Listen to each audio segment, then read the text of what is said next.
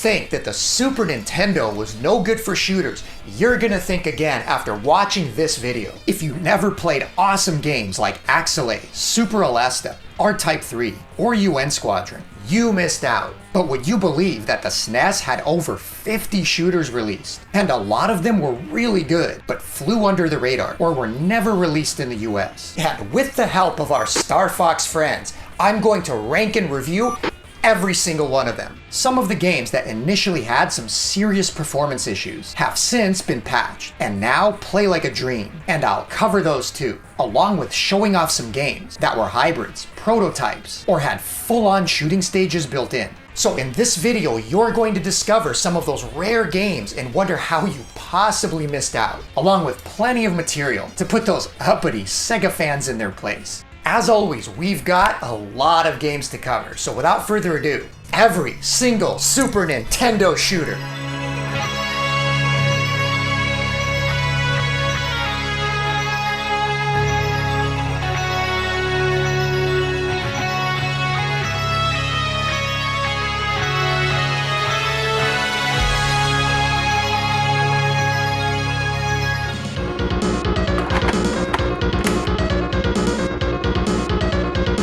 Acrobat Mission rises above its mediocrity and is a game I actually had fun playing when I featured it in my top 5 hardest shooters on the Super Nintendo video. Somewhat bland in presentation, but undoubtedly unique in gameplay and execution. You really have to play it for yourself to decide if you like it or hate it. The best way to describe it is shmup bumper cars, where not only are you invulnerable to enemies, but you bounce off them with some inertia, and the game takes full advantage by having them bully you around, sometimes pushing you into shots that you'd otherwise avoid.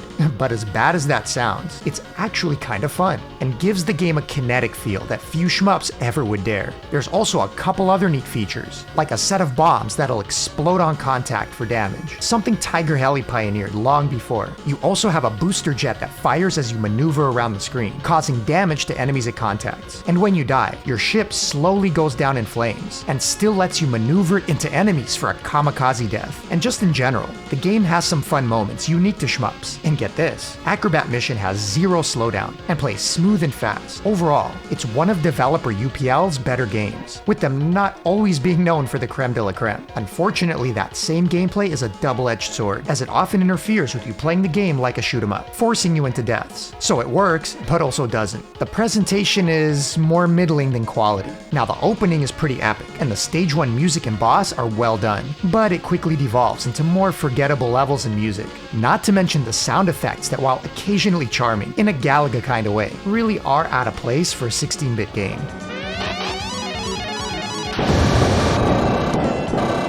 Acrobat Mission's gameplay gets an A for effort, but a C for results. It's also a short game with only 4 stages and a final boss, though most of the bosses can be quite tanky, and an ordeal of their own, with the final boss throwing out some serious RNG like a champ, and part of what makes the game rank as a truly tough one. Now, I can't give it anything lower than an average grade, as it really does have a lot going for it and is solid. I had some fun playing it, but for every one of me, I'll bet that there's plenty that just won't dig its gameplay at all, and there's not much flash to fall back on, making it just above average.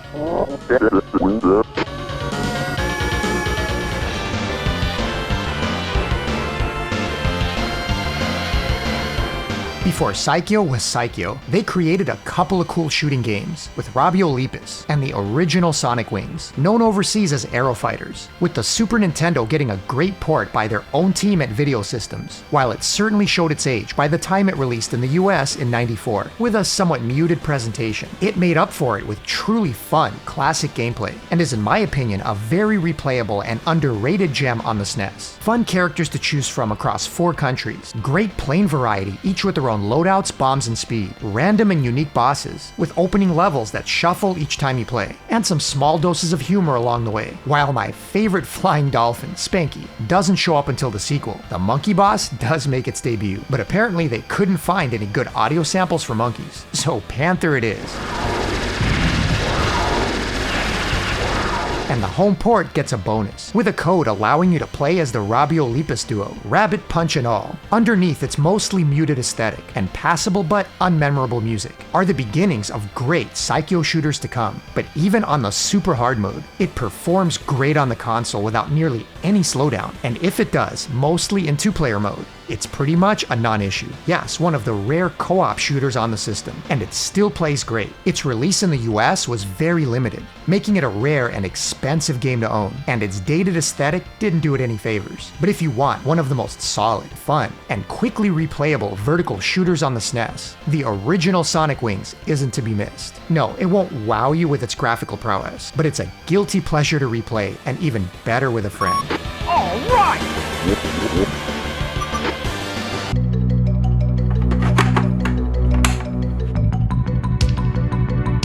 Konami gave the Super Nintendo a lot of love, including some excellent shooters, and none is more beloved than Axelay. Not only one of the best shooters on the console, but easily one of the best of the generation. Taking a cue from Salamander, Axelay is a hybrid shooter that switches between vertical and horizontal levels, only this time the vertical levels were done in pseudo 3D. Which I always mistook for a Mode 7 effect. But no, this was all done in code, and the results are visually stunning, making Axelay stand out in screenshots. But seeing it in motion back in '92 didn't disappoint, with tremendous use of various effects that we all thought were only possible on the Super Nintendo, though it wasn't just technical wizardry that made Axelay stand out, as the art design was something else. The bosses were especially memorable, taking up huge portions of the screen, and very often multi-segmented monstrosities. The Beast of the Fire level, slowly emerging from the lava, was one of the most memorable boss encounters of the time. Coupled with the phenomenal soundtrack by Konami, Axelay was a system exclusive that made shooter fans of other consoles envious.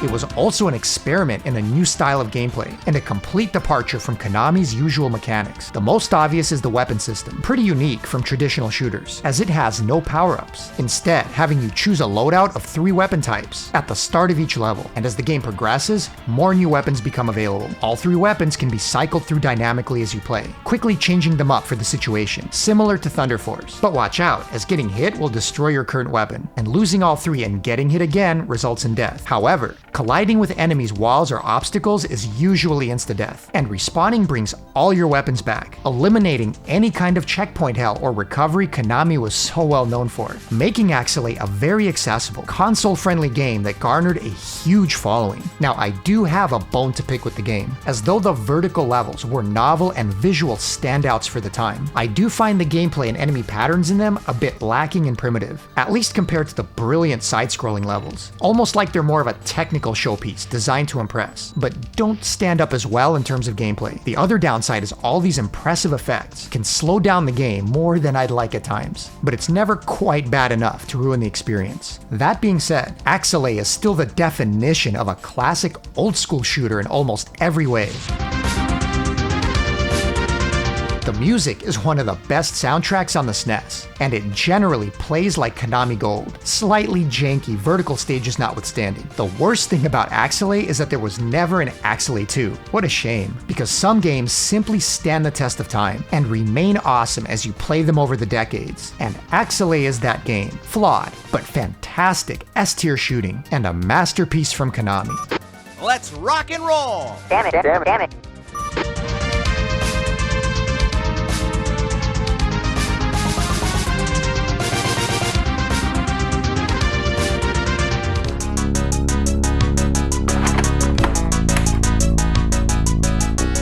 Every console has its share of janky games, and the Super Nintendo was no exception, with Excelbrid being the first you probably don't want to play, aside from morbid curiosity or a serious case of nostalgia. It's like an early 3D tech demo that aged very poorly, without almost any decent gameplay behind it, giving anyone little reason to revisit it. The opening stage almost needs to come with a warning, because it's just hard to stare at for very long, let alone actually play or keep track of enemies and shots, with how distracting the background bounces around. around. Thankfully, it mutes down from there, because I don't think I could take a half hour of that. And while it does have some interesting ideas for a rail shooter, almost too many ideas, none of it makes the game particularly fun. If anything, it's all implemented in confusing ways that take time to figure out through random experimentation. You get a shot, melee attacks of both punches and kicks, and a different weapon you can select for each arm, along with a limited transformation of either an attacking or defending style. You can also jump and duck. That's a lot more options than your typical rail shooter, but more isn't better in this case, as it's mostly window dressing for poor, wonky controls, and gameplay that feels completely disconnected from the visuals and backgrounds. It's about as fun to play as Super Thunderblade on the Mega Drive, if that gives you an idea. Now on the plus side, the music is actually pretty decent and has some cool tunes behind it. So after a bit of research, I found it to be Haruhiko Kuroiwa, who also did music for Jikyo Oshibari Parodius on the Super Nintendo and R-Type Delta on the PS1. Those are some good soundtracks, and while nothing spectacular here, it does rise above the rest of the game.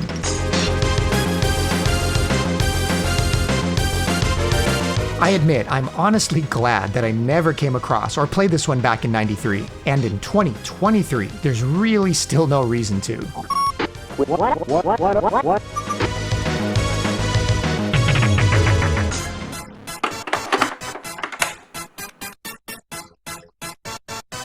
Are you ready for this? I was not ready for this. It's one of those wait, what moments? Why does this music sound like 2 Unlimited? Because it is. Officially licensed by them for the US release, it was very intentional. They even changed the main character's name and looks. And yeah, those jams are sweet. And nobody would argue that they don't vibe for some shooting action, but it's kind of a love it or hate it decision. Because while cool, it takes a bit away from the personality of the game. Their music is so ingrained in the mind of a 90s kid that it feels like I'm playing a 2 Unlimited marketing spoof, and not a very good, well-designed shooter with its own atmosphere and story, which Biometal very much is. All the press goes to the novelty of the music, when in fact, the game is a gem. While the backgrounds aren't top tier and a bit low tech for Super Nintendo standards, the actual enemy and boss designs are really good, taking an HR Giger inspiration. The first couple stages scroll fast, giving the game a sense of speed which matches the upbeat music, and I only wish that more of the later stages did the same. But what really makes the game stand out is the shield mechanic, what the game calls GAM, a rotating shield that can be called up for protection, but more importantly shot out or expanded for big damage, but leaving you unprotected. It recharges when deactivated, creating a resource management aspect of the game. Using it wisely and often, pretty much a requirement, and recharging it whenever you have the opportunity. Combined with the cool beats, great enemy variety, and pacing of the game, Biometal is a heck of a lot of fun. Another great aspect is the original Japanese soundtrack, which is quite good, giving the game a proper atmosphere, and a version I choose to play instead a good deal of the time.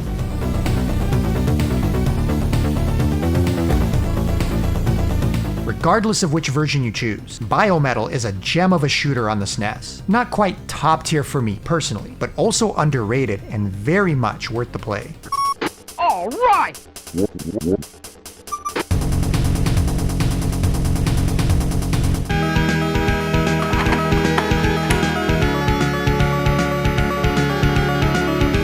The problem with Blazion on the SNES is that it was misnamed. Dead Space is the proper name for this utter snooze fest of a game, the shooting equivalent of downing a bottle of melatonin. But the baffling part is it didn't have to be this way, as the arcade original is actually quite cool, with some great visuals for its time and a very well done soundtrack. A unique shooter where you first freeze and then literally take over enemies, inheriting all their attacks, speed, and traits. And the whole idea of the game is to keep doing this, knowing the best enemies to use for each area. Yes, it does play and move on the slow side, but the arcade difficulty is there and keeps you on your toes and entertained. It's a solid game by Atlus. But the SNES port, while doing a decent job of porting the visuals and music, turns the game into an absolute bore. Not for being easier, which makes sense for a console port, but making it easier in the worst possible way, by straight up removing segments from the arcade and filling it with nothing but dead air, to the point where you're often floating through a level for half a minute or more, doing absolutely nothing but staring out the window, wondering, are we there yet? Perfect example, the mothership, where the arcade has sections of it disconnecting, transforming, and attacking you in various ways, up until the end, where the last segment takes off and the boss fight immediately begins. The SNES port removes a lot of these transformations, so once you reach the end of the mothership, you just sit there floating in dead space forever where the original battle took place. And about a half a minute later, the boss finally shows up. And this happens all the time, multiple times throughout stages, where you simply float and do nothing. Look, I'm all about admiring some beautiful set pieces and visuals with a little break in the action here and there. That's not what this is. And that's a shame, as there are parts of the game that are really quite cool. Some of the bosses are ported well and impressive, and when the action does get going and more hectic, Blazion is suddenly that solid game again. But then they go and give it a complete non-ending, no credits, straight into the second loop. Makes you think they just didn't have enough time to finish the port. Had they simply balanced the gameplay better and not lazily left in enormous stretches of nothing, we might have a solid port on our hands. But as it stands, I can't recommend playing this and opting for the arcade instead. Now, Blazion isn't the terrible game it's garnered a reputation for, but on the SNES, it's not a good game either.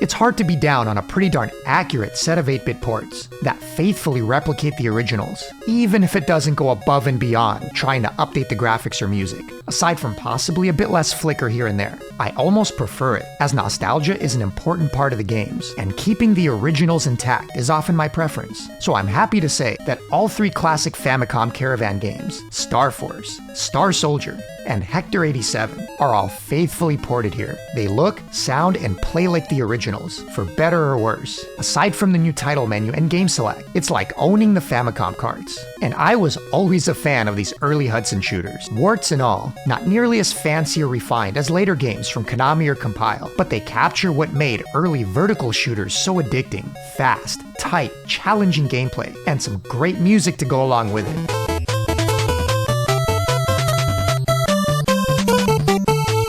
If you didn't grow up playing these games, they'll honestly feel quite archaic and hard to get into for many. It's a collection for those of us who played them, and like the idea of having it all together on a single cartridge. For their time, these were historically significant and popular games in Japan, and this collection preserves them as intended. It doesn't go the extra mile, but does get a good rank for solid ports of these classics. What's a missing?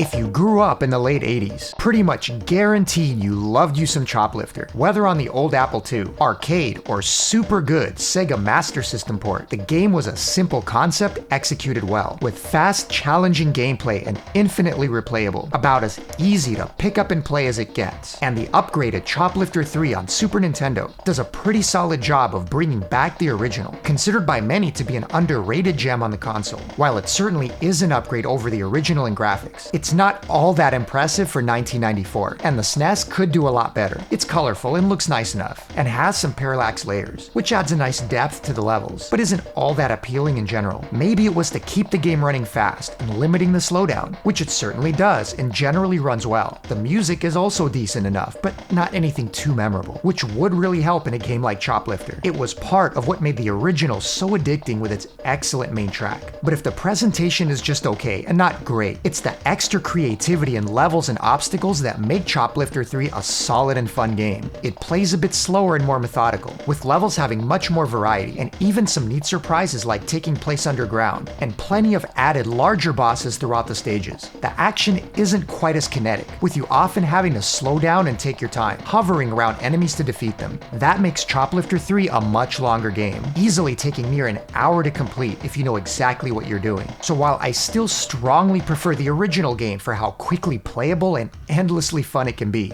Choplifter 3 is a pretty solid, underrated game and only misses the A tier for being uninspired graphically and musically. But the gameplay is there, and it's otherwise a very worthy update to the classic.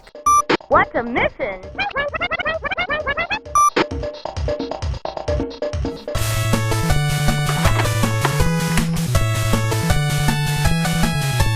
Cotton 100% is like the original Cotton for kids. Extra colorful, much easier, and the dark themes replaced with endless cute-em-up vibes. And while it follows very similar level and enemy layouts to the original, it looks and sounds so different that it's practically like playing a new game, with completely redone bosses and mini-bosses thrown in. The presentation is definitely a standout, and though I prefer the more occult theme of the original, nobody can argue that this is the prettiest looking Cotton of the era, really taking advantage of the color palette. The actual game mechanics are also similar to the original, making it easier to both collect and power up your magic, as well as keeping your shot power at a higher level, something that made the original much more difficult as you progressed. Less punishing and more streamlined, but with most things intact, like your barrier spell, bombs, and ability to shoot your piercing fairies out like boomerangs. With a dearth of continue options and difficulty levels, pretty much anyone can find a setting for their skill level, making it a nice option for beginners. Unfortunately, even on the hardest setting, it's still a game that experienced players will quickly find easy and dull, limiting its replay value. But for its time, it was a great introduction to shooting games and the series for a younger generation. The chiptunes here are also very well done and catchy, perfectly complementing the game.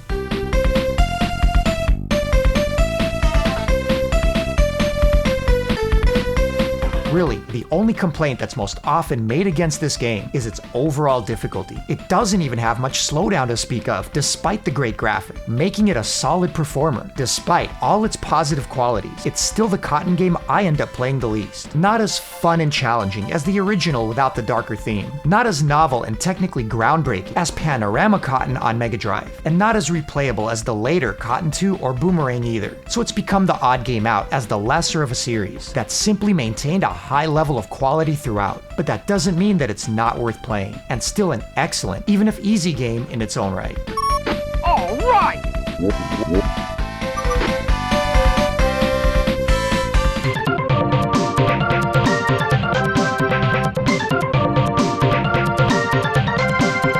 Oh look, another Galaga clone for 16-bit consoles. Yay. There were some really good and creative releases. There was the excellent Galaga 88 in arcades and on PC Engine, and the very cool Space Invaders 91 on Mega Drive, two games that I gave top scores to in my reviews, because they went above and beyond and made them into truly new and replayable games, with a lot of style and great ideas. Unfortunately, Cosmo Gang doesn't go quite that far, with it mostly being a faster paced, graphically and musically enhanced version of the original formula. It's certainly cute and cool as far as Galaga goes, but doesn't go the extra mile like its peers. I can see what Namco was thinking. They wanted to make a game based on their Cosmo Gang machines, which had nothing to do with Galaga, and was just about keeping these guys from reaching you. And they do, as the bonus stages in Cosmo Gang do just that, but clearly realizing they couldn't release a game that only did this and nothing more, they turned it into a spruced up Galaga, with the added bonus levels. And it's good for what it is, but not much more, making this a perfectly average, but nothing special release. Meh.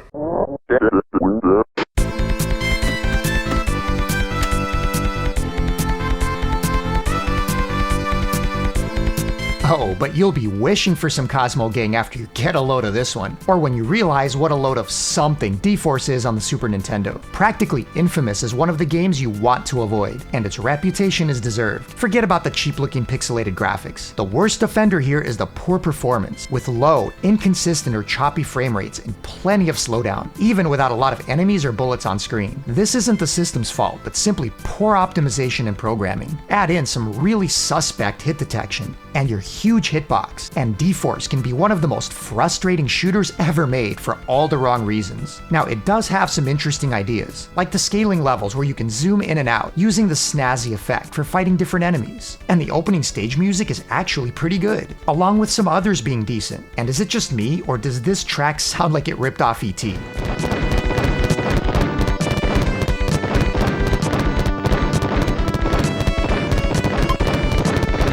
But that's about all you can say positive about the game. Not only is it tedious to play, but the levels can get long and repetitive, with plenty of recycled assets and effects across stages. And in no other game will you be less enthusiastic to see a long boss rush on the final level than here. You'll be way over it by then, if you got that far. There's worse looking games, there's much worse sounding games, but there's not too many worse playing and frustrating games than D-Force, which is a shame, as it could have been decent with much better coding behind the scenes. It's definitely one of the turds of the SNES library, and one to avoid.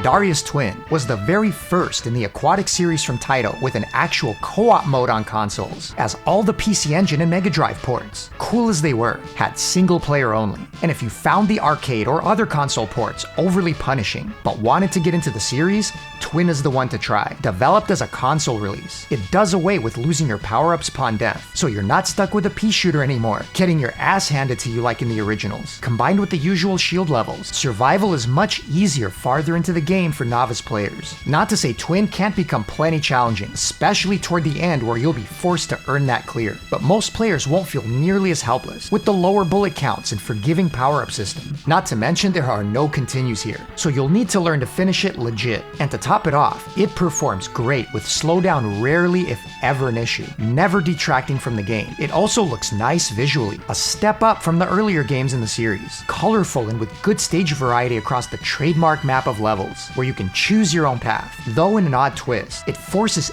everyone into the same final stage, instead of having multiples to choose from, like previous installments. Kind of a bummer, but most likely due to memory limitations, and not being able to squeeze in any more levels. But I'm absolutely a fan of Zuntata's music here, with fantastic tunes all around on most stages. A bit less experimental and trippy, very upbeat, and really adds to the flavor of the game.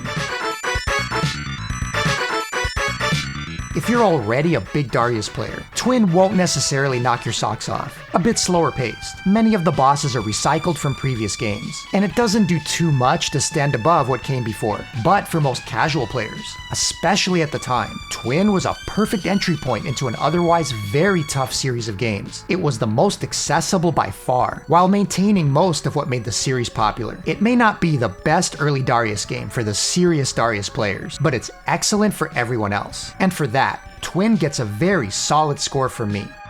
What's a mission?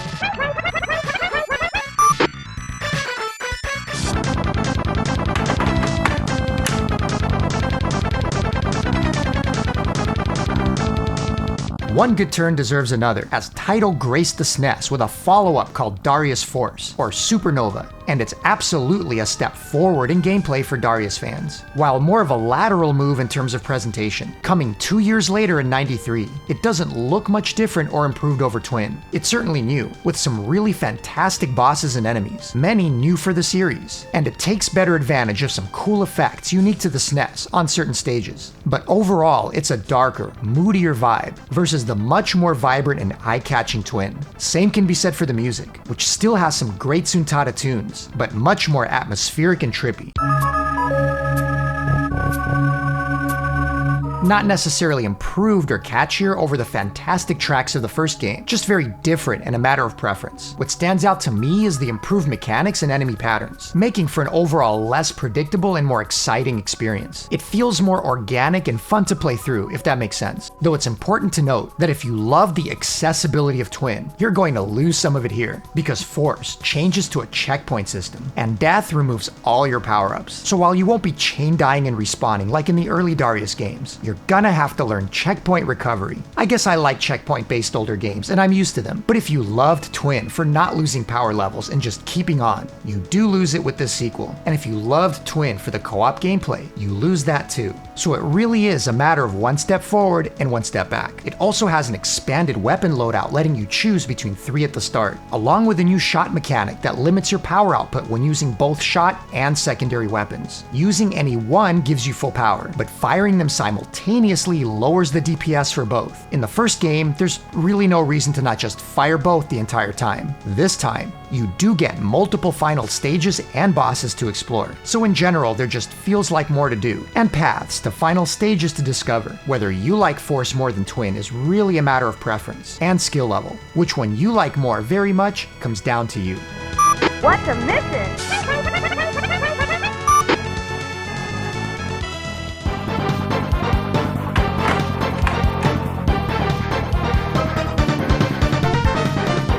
Guess what Nintendo had that both Sega and NEC didn't? An honest-to-goodness shmup creator to make your very own games. Nintendo had it on the 8-bit Famicom, and this Super Famicom upgrade is fantastic. Now, I'm definitely not the right person to review it, as it didn't even exist in the US at the time, and my time with it as an adult has been very limited, as it has a pretty great and intuitive interface, to the point where you don't even need the fan translation to figure it out. Create your own graphics, music, stage layouts, and go. It's hard to imagine being able to do this on these old consoles. Yet, Atlus did it, and the proof is in the pudding, with a ton of Desimon created games out there for anyone to now download and share. Not something you could easily do back then. Oh, and the whole package does come with its own game too, called Diogale, and it's a pretty darn solid one, with similarities to Raiden, only quite a bit more forgiving. And the best part is you can modify a lot of the assets, stages, and music from the game into something of your own, to slowly learn the ropes instead of just starting from scratch. And there's an entire library now of shared games, created this way for anyone to explore and play, including a handful of Satellaview games to check out.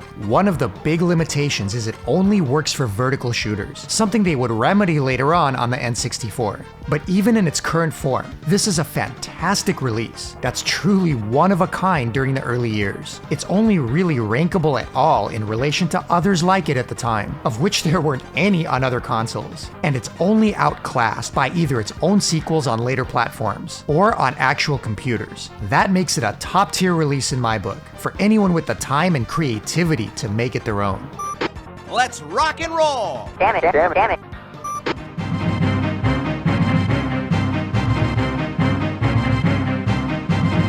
Drop Zone was a classic Defender clone that hit the big time in '84 and sure made Arthur McLean a whole lot of money because it was a damn fine clone, praised for its visuals at the time, and added mechanics to make it stand out. It became quite popular, maintaining the fast, pick-up-and-play nature of Defender, only now with the jetpack adding a dimension of boost and inertia to the gameplay. Yes, it is old school and rudimentary, but it's implemented well and ended up spawning a bunch of excellent ports across many consoles, computers, and handhelds, including on the Super Famicom, with updated graphics, boss fights, and new features, but not overly different from the original. You fly across a looping map, handily displayed below, rescuing scientists and eventually taking on the boss. The controls are somewhat twitchy. You're dealing with a jetpack after all and floating up and down, coupled with one-hit kills and the speed of the game, makes it really tough, especially with limited lives and how easy it is to get nailed. Brings back memories of me getting my ass handed to me by Defender on my old Atari 2600 when I was only 4 years old. Super Drop Zone is a tough game to rank, as clearly it's really well made, and this is a very solid updated port. If you love Drop Zone, you'll certainly enjoy it here too, but much like Galaga and other classics, you may have already seen it enough. It's certainly not a game I come back to very often, and it doesn't have enough improvements to compete with other 16-bit shooters of the time. But back in '84, no doubt about it, it was clearly in the upper echelon of its genre.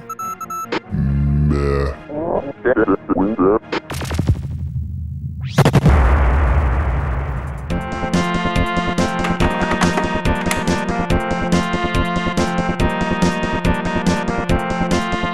This version of Earth Defense Force deserves to be called Super, the rare occasion of a home console port being upgraded and improved over the arcade original. It's an early release and yet still a good one, with colorful graphics, lots of parallax, use of Mode 7, and generally good performance. Jaleco upgraded their arcade original with redone stages and bosses, and a longer game in general, combining some stages and adding others. Now there are some cool effects from the arcade that are missing, like the huge ship that passes you by, followed by a flyby and release of the stage boss. But it compensates with its own flashier moments, like the scaling space station from the background as you approach. In every case, EDF is a visual standout. Same goes for the music, which remixes the already excellent arcade soundtrack to great effect on the SNES.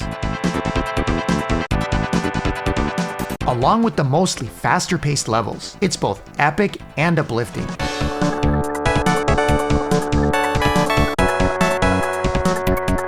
EDF uses an experience system for upgrades, leveling up your ship as you kill enemies and progress, adding weapon power and satellites, which have different configurations and are also used for damage. The better you play and successfully take out entire waves, the faster you'll level. A 3-hit shield serves as your lives, which can actually be increased farther once you're fully powered and continue to gain experience. It's important as death means restarting the level, so stacking up your shield for the late game can help with the late difficulty spikes. Rounding out your arsenal are 8 weapon options, chosen at the start of each level. Some aren't very useful, while others near essential like the homing shot and laser, and this port adds dynamic speed select for your preference. When you die, the game lets you keep your weapon progress at level restart, so you're not stuck in an underpowered hell. And the only real flaw is losing the co-op play of the arcade.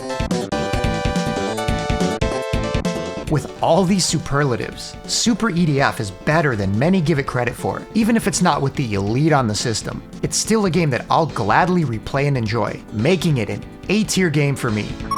All right!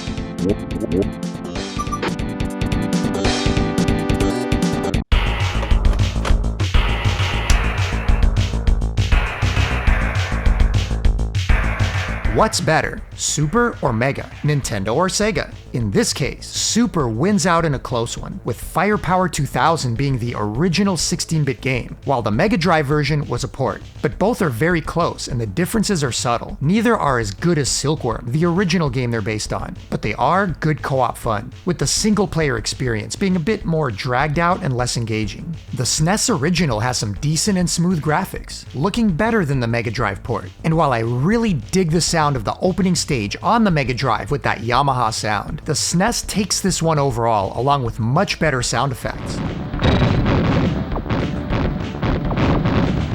It runs without any real slowdown and is also the harder game, with the horizontal scrolling screen not making you immune to death from off-screen bullets, along with being less generous on extends. No continues here, but the game isn't overly hard and very much beatable with enough practice. If you choose the Jeep, which is immune to air enemies, you get a jump, which the Mega Drive port removed, and the chopper is immune to all ground obstacles. And I personally found this original a more fun experience for the reasons above. It's just a bit more hectic and challenging, and looks and sounds better to keep you engaged. I don't know what it is about the game though, but it just doesn't keep me interested like some others. So while well done, it's not too much better than average for me, and I'd much rather play Jackal on NES, or the original Silkworm instead.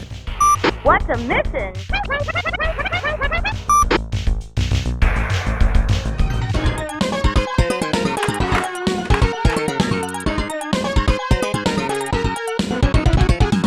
Flying Hero is one of the greatest underrated gems on the Super Famicom, and if you've never heard of or played it, you're about to. Think of it as Nintendo's version of StarFox on PC Engine. Beautiful, colorful graphics that actually take advantage of the system's capabilities, with all kinds of scaling and rotation effects. Fun and catchy music that suits the game well.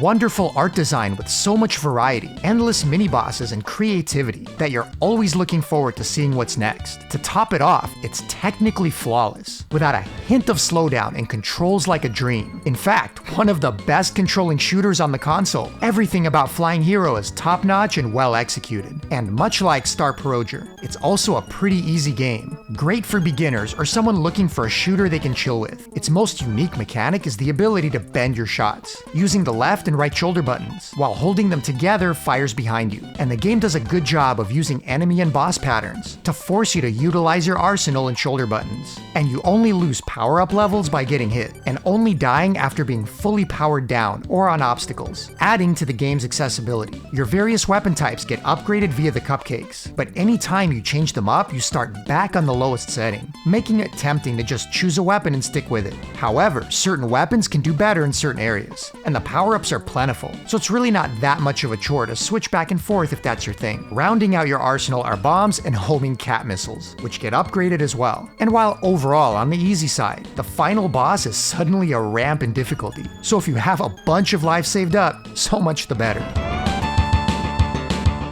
No, Flying Hero isn't quite on the level of StarFox, one of my favorite beginner shooters on the PC Engine Super CD, but it is a fantastic shoot-'em-up that doesn't get nearly enough attention, with the likes of the Parodius games stealing it all. So give Flying Hero a shot, and see what a wonderful game it can be. All right!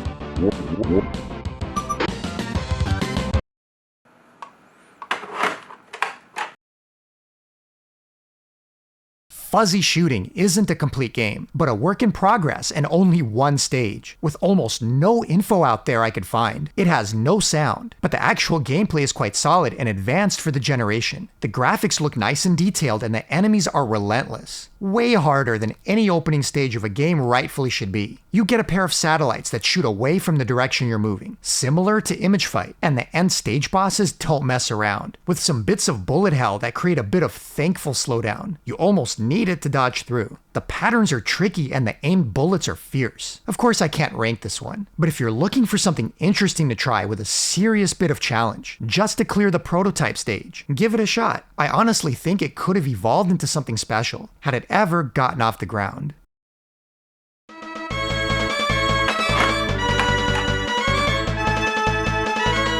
Not all classic games have stood the test of time, Galaxy Wars being a perfect example. It's not that it's ancient, initially released way back in 1979, but that playing it then wouldn't have likely been much more exciting than it is for me now. I can still play a few rounds of Galaga and have a good time, but Galaxy Wars is a bridge too far. You press fire to launch a rocket, then have to guide it through a set of asteroid-like obstacles without getting hit, to destroy the enemies toward the top. Holding down fire speeds up your rocket, and if you'll believe it, it's not nearly as fun as I just made it sound, as the levels don't seem to change much as you progress, not getting particularly different or harder. I'm not here to rag on an old game from 1979, but I will rag on the odd choice to release it mostly unchanged over 15 years later on a 16-bit console. As a standalone release no less. You can play it in original versions including black and white, or the upgraded 16-bit version, but there's nothing impressive about the visuals or the added music really. The upgraded version doesn't keep my attention any longer than the original, making this a D-tier release for me. What?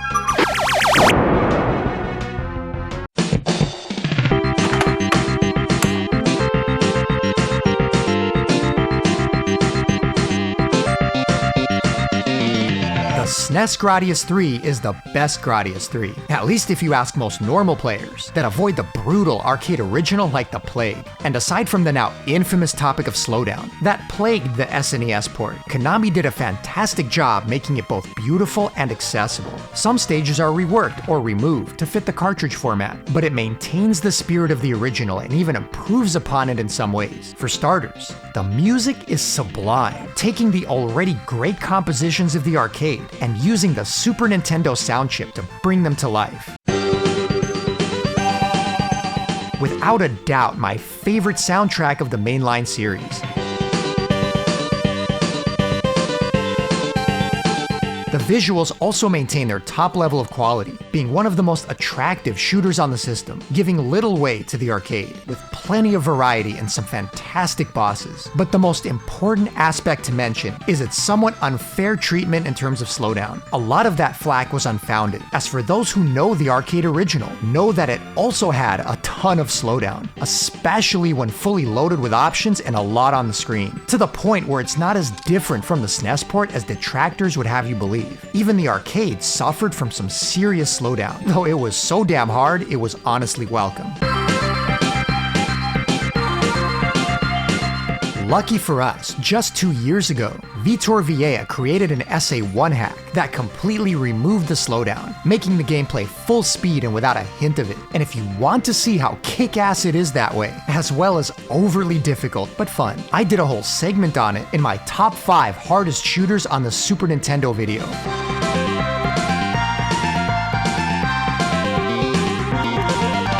But suffice to say, even in original form, slowdown and all, it's a nostalgic favorite for many and a gem of a game, making the original Gradius 3 an A-tier game for me. As though I love it, I don't love how often I end up playing in bits of slow motion. All right! But when I fire up that SA1 hack, that A becomes an S, and could only be more perfect if the speed wasn't so crazy, and balanced downward just a bit in an organic way, as the SNES version of Gradius 3 is also the version that I'll gladly play most often. Let's rock and roll! Damn it.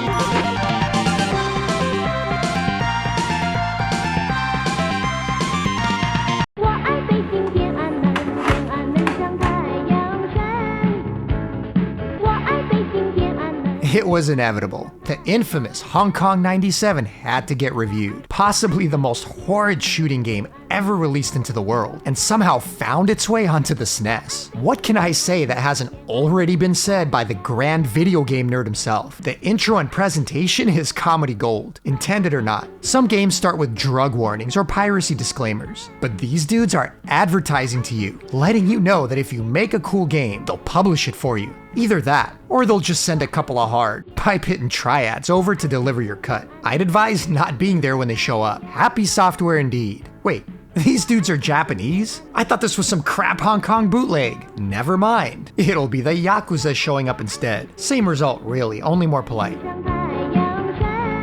Opening intro screen and what? A herd of effing ugly reds? Yeah, these guys are totally Yakuza. Cause if this was some Hong Kong outfit, they'd have the Red Army showing up at their offices right quick. So apparently the Reds are invading Hong Kong, and the government calls in Bruce Lee's relative Chin to kill them all. I get it. They can't afford Bruce himself, they're on a budget. But who knew that his relative was none other than Jackie Chan? Named Chin?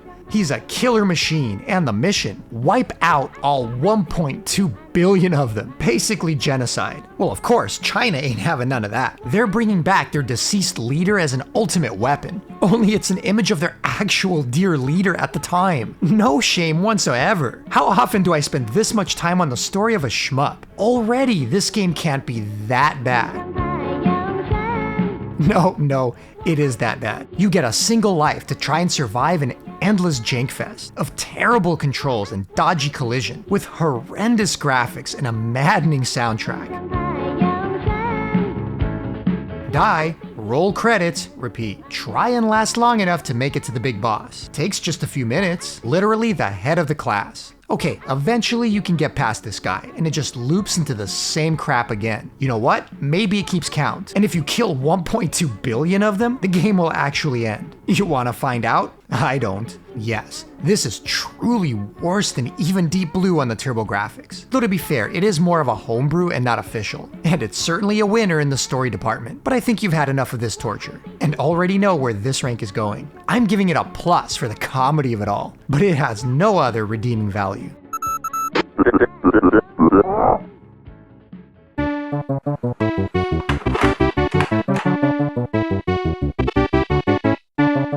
Did you know that Hunt for Red October on the 8-bit NES was actually a pretty decent game? Okay, it's not a good game and mostly a pain in the ass, but it also had a heck of a lot of interesting mechanics, mood, and variety. Most people just hated it, but I thought it had some good things going for it too. And it pulled it all off with only 2 buttons and select. Red October on the Super Nintendo needs to use nearly every button on the controller to cover the myriad of weapons and evasion at your disposal. Surface-to-air missiles for enemies above, bombs for below, and surface-to-surface firing in an arc in front. And you'll be using a few of them quite a bit, but for all its potential, it's just not that interesting on any level. As you'd expect with most submarine games, the awesome in the hunt notwithstanding. The pacing is methodical, and you spend a lot of time slowly working your way through underwater obstacles, carefully avoiding damage best as possible, which is very important as you only get 1 life to complete the entire game, and you don't recover any damage after missions. No matter how far you get or where you die, you'll be starting from scratch. So it's all about very careful play, which is definitely a turnoff for most shooting fans. I hate to say that Hunt for Red October on Super Nintendo isn't really an improvement over the NES. Of course, the graphics are a big step up, but still quite average and uninteresting. The music is peppy and upbeat, not very Red October and more Yellow Submarine, but also not particularly great, with almost no variety. And the NES version, as frustrating as it can be, has a lot more variety and an actual story having to do with the movie. It'll piss you off royally and often, but it also might not bore you like this version. It's not a bad game and doesn't do anything terribly wrong, but it's just kind of there, average at best, and not the shooting experience many are looking for.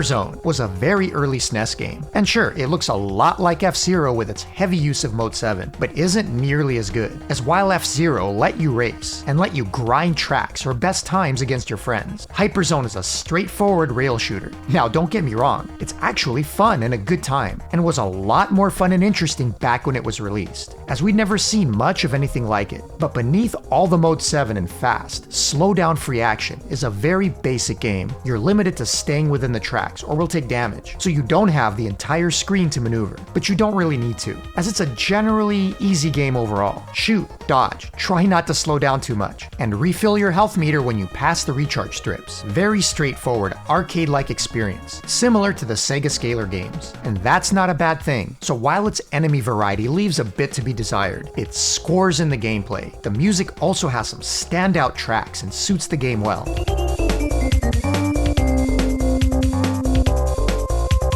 Hyperzone is old hat now, but upon release, it was impressive, and still remains fun to quickly pick up and play, with the early wow factor long behind us. It's fun for short bursts, so certainly give it a go. It would have been a perfect rental for a weekend to complete. I'll bet many still have a nostalgia for it, as it can be addicting, and if you're interested, there's a cool widescreen mod shown via SNES in this gameplay by URGH, which works nicely for Hyperzone, and you can find a link in my description if you want to try it yourself.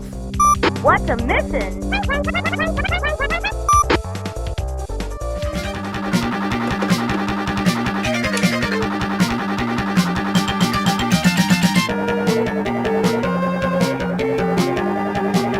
Imperium is for SNES owners who are jealous of their Sega friends for getting the awesome Musha from Compile, because at first glance, it sure looks like they straight ripped it off. And you're right, they kinda did, but only in some design and aesthetics. Let's call it inspired, because it doesn't really play much like a Compile game. But if you approach Imperium as its own game, it's actually quite underrated and creative, though not without its issues. The developers clearly tried, as the levels are creative and diverse, changing often throughout, with some neat graphical effects and changes in speed and pacing. Mini-bosses will give way to new areas and vistas, and the overall look is quite good. Enemies are varied and well designed, and have some pretty difficult bullet patterns to learn. In fact, Imperium is tough, harder than Musha by a good degree, spiking on the 4th stage and remaining a challenge, at least until the surprisingly easier finale. Your loadout and upgrades are also quite unique for the genre, taking more of an RPG-style approach, where your weapons automatically upgrade as you gain enough experience from killing enemies. There's selectable speed, a staple of Compile games, and you quickly gain all 3 of your weapon types, which you can cycle through at will like Thunder Force, and as your experience grows, they level up.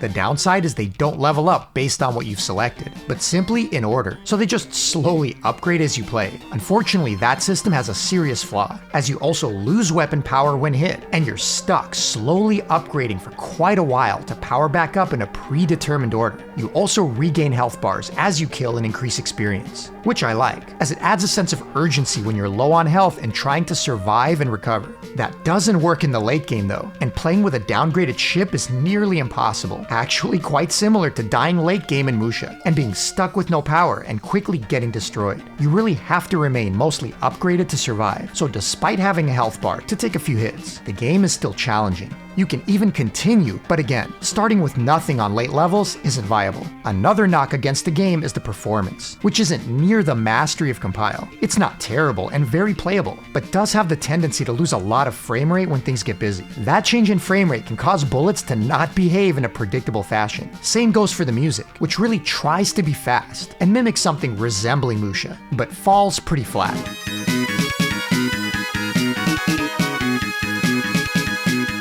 Just nothing special, and the sound effects are actually quite poor. Really not a great sonic presentation at all.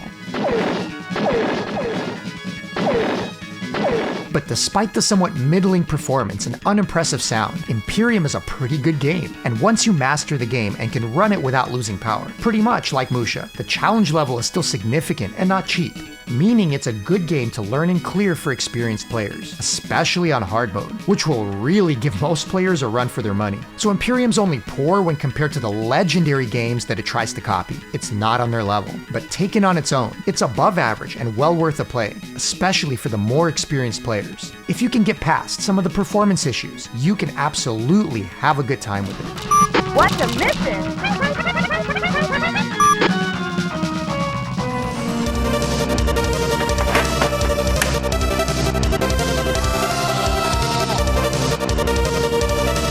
If you know me, you know I love me some MACROSS, and not only is Scrambled Valkyrie a whole lot of MACROSS, it's the best MACROSS shooter ever released on consoles. I can't believe that it never made it to the US, as I probably would have lost my bowels firing this up back in the day. And when I finally played it, seeing Hikaru, Max, and Melia as selectable characters at the opening already had me salivating. Being a huge Max fan as a kid, my choice took microseconds, and I was off to the races.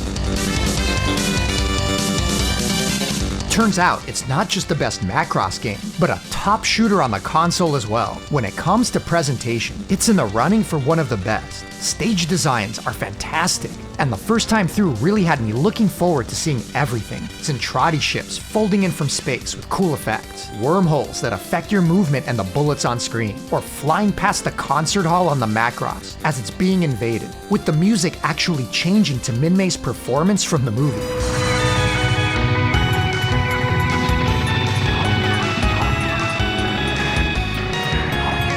Presentation-wise, it's about as top-tier as 16-bit shooters get. Oh, and get this, it all runs with nearly no slowdown of any kind, just some flicker in the busier moments. That's damn impressive for a game that looks this good. And while I would have loved to hear even more of the movie's music tracks recreated for the game, the original soundtrack is also really good and fits the game well.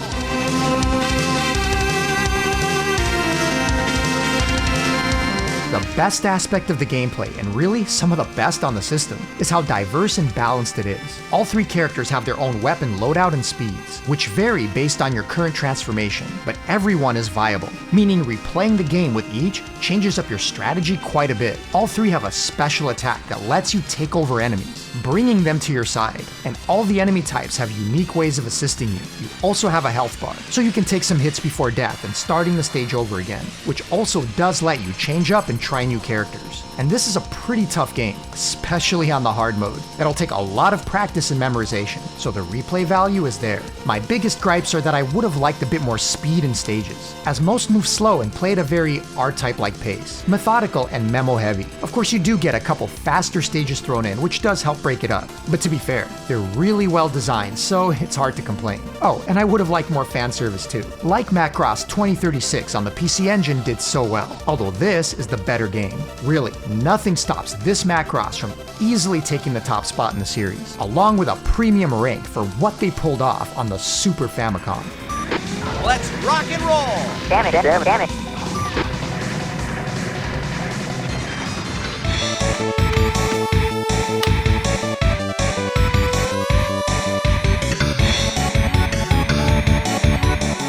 Loved the Parodius series. There was no console of the generation that compared to Nintendo, or at least if you lived in Japan. What a crime that all these amazing ports didn't make it out. I covered the heck out of this series in my recent Every Konami Shooter Reviewed video, but mostly focused on the arcade originals. So here I can delve into the wonderful home ports, as like many of you watching, I'm a big fan of Parodius, and the very first arcade release, is still my nostalgic favorite, given that you'd never find them in US arcades. Playing them imported on the SNES was the way to go. And what's not to love about Da? It's Gradius, only more original, creative, cute, and hilarious. With all the core gameplay intact, more characters to choose from, and even added mechanics with the modified bell system from Twinbee. The levels are full of animation and variety, and the bosses are some of the most memorable of any horizontal shooter ever made. The music is so catchy it'll get stuck in your head for days afterward, with great renditions of classical music. The gameplay and enemy patterns can be as challenging, nuanced, and well-designed as anything from Konami. It really is a manic Gradius on crack, with all the pros and cons that come along with it. And this Super Famicom port is about as close to arcade as it gets, eclipsing the excellent but much more modest HuCard port on PC Engine. Konami had a better handle on the hardware by now, so the slowdown isn't nearly as pronounced as in Gradius 3, rarely interfering with the gameplay. It even has some cool extras, including a great bathhouse stage that wasn't in the arcade. In the case of Parodius Da, it's the Nintendo port that I prefer to play. It was really something special and still holds up as one of the best horizontal shooters Konami ever produced. And while they kept upping the ante in graphics and creativity with the sequels that you'll see next, Da still remains one of my all-time nostalgic favorites. Without a doubt, one of Konami's best, most creative shooters, and even better than Gradius 3 on the console, Parodius Da is a must-play S-tier game. Let's rock and roll! Damn it, damn it.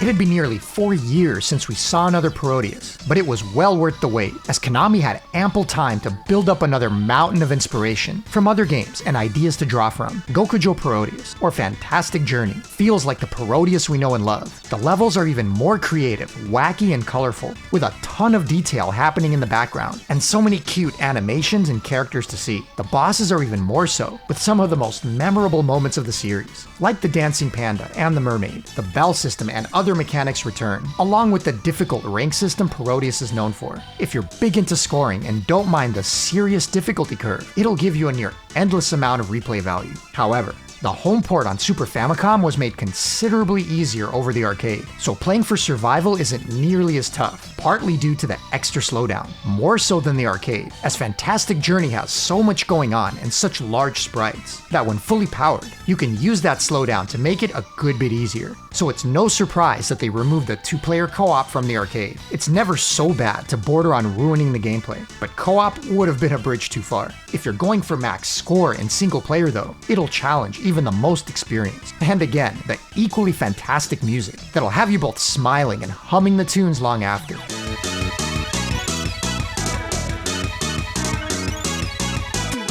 The space level is a crazy remix of Mary Had a Little Lamb, Yankee Doodle, London Bridge, and God knows what else.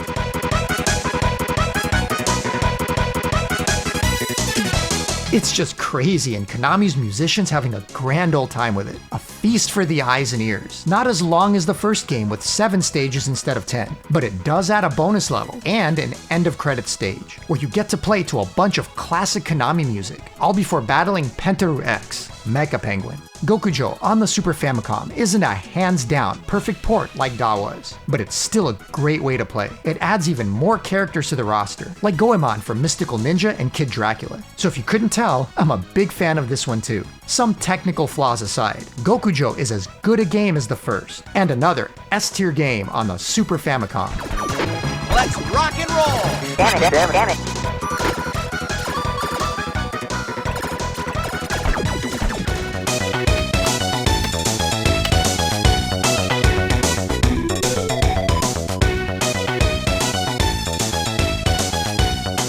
1 year later, instead of hitting arcades, Konami gave the Super Famicom an exclusive Parodius. How about that? And it talked way too much. Yep,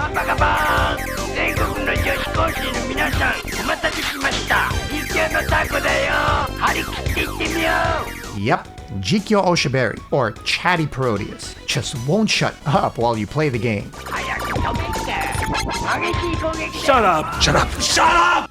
Okay, it actually translates to Talk Show Live, and live commentary is what you get. Apparently, they thought it was an amazing idea, because they went out of their way to release a cartridge with a built-in chipset to allow for all the voice work. So imagine a Parodius, where the peanut gallery is constantly commenting on your gameplay and won't be quiet. Now, I don't dislike Oshiberi at all. It's still got what makes a Parodius game fun, with an even more insanely large roster of characters to choose from. It also changes things up a bit in design, with each stage a bit more focused around certain themes, and making fun of all sorts of Konami games, with homages to Tokimeki Memorial and some of their newer shooters like Zezex, only stuffed with food.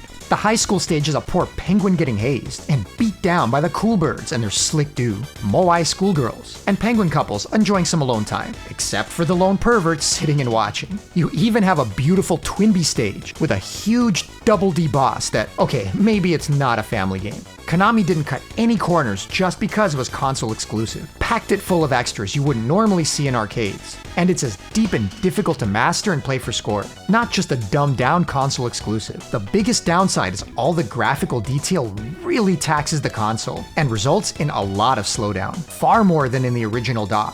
which is why I often prefer it on the Super Famicom to the other ports. Remove that super annoying announcer by shutting it off in the menu, and Oshiberi is right up there with the other Parodius games. It's different, but not any less masterful in terms of creativity and the sound, which is again a highlight. I wouldn't say it's my favorite of the Parodius games, but that's like saying it's a least favorite chocolate in the box. And the extra slowdown on the SNES does hurt it enough to bring it just below an S. But they all have their own flavor and are masterful works of code, with Oshiberi being no exception. All right!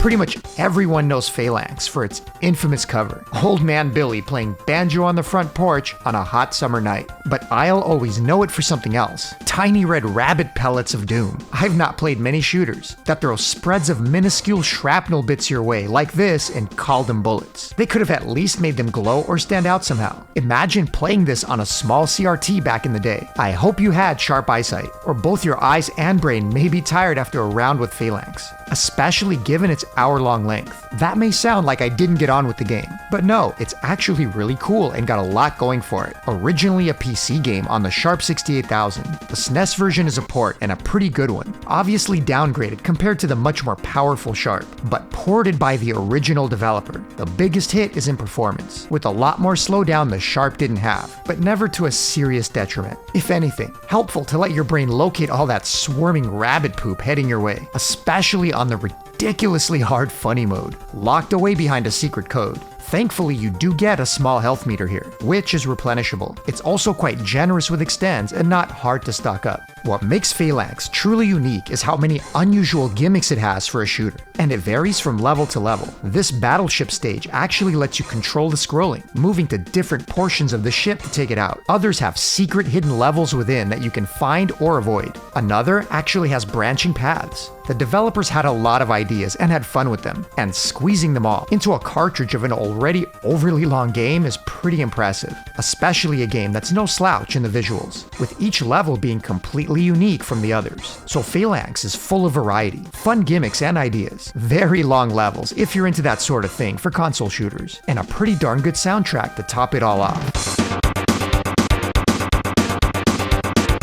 I also really like that its design rarely lets you cheat with safe spots and forces you to use the entire screen to maneuver, something even some very highly regarded shmups too often get away with. You always feel like you're on the move, and it keeps the pacing fast and fresh. The weapon system is also interesting, where you collect and retain them 3 at a time, but picking up a 4th will replace the first one in line, so your best bet is to stick with your favorite 3 once powered and not grab any more. You can also unload any of those weapons, losing it in the process. There's actually even more to say about Phalanx, beyond what I could fit into this short segment, as it's just that kind of game, chock full of ideas jammed into a cart. Now, it won't bowl you over with any aspect in particular, and it's a bit less than the sum of its myriad of parts, with aspects like overly long and numerous mid-boss fights that can drag some levels for far too long. But on the whole, it's still an underrated gem on the Super Famicom, and worth playing for anyone that hasn't. And if you want to see how comically difficult the hard mode is in this game, check out that crazy full run by Peg on his channel. That's way too many rabbit pellets, flying at my face for my taste.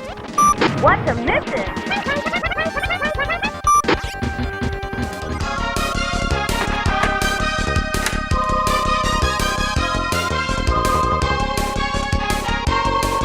Konami was popping off on the Super Nintendo, gracing them with tons of ports and exclusives alike. And Poppin' Twinbee was a banger of an exclusive, which in many ways was the most well-liked game in the series, at least for the majority of console players. Easily the most playable and accessible. It was poppin'.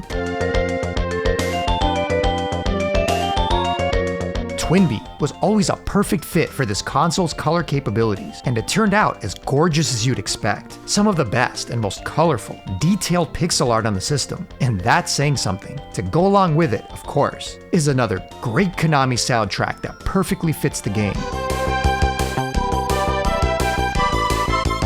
But what really stands out is how much fun it can be for literally anyone that picks it up, as Konami clearly decided to make this more kid and console friendly, likely converting an entire new legion of fans. Instead of losing body parts or one-hit kills, you get a single life and an energy bar. If you die, you restart the level. But that energy is plenty to learn and master each one. You also get several continues to keep practicing those levels as you progress. But the biggest change of all that makes it much less frustrating is the easier bell juggling, as now each color takes a few more hits before changing, so you're not constantly hitting them one too many times and screwing up the color you wanted to grab. It all comes together to make an overly easy game by comparison, but if I had to choose between that or the brutal Datana, I'll go with Poppin'. And if you want a challenge, crank up the difficulty and watch it get quite hard. The second loop of this game is no joke. Another great aspect is the excellent co-op, which Konami pulls off on the Super Famicom with nearly no slowdown, not something too many games on the system could claim. Konami's also thrown in some extra mechanics this time, like throwing each other at enemies and around the screen,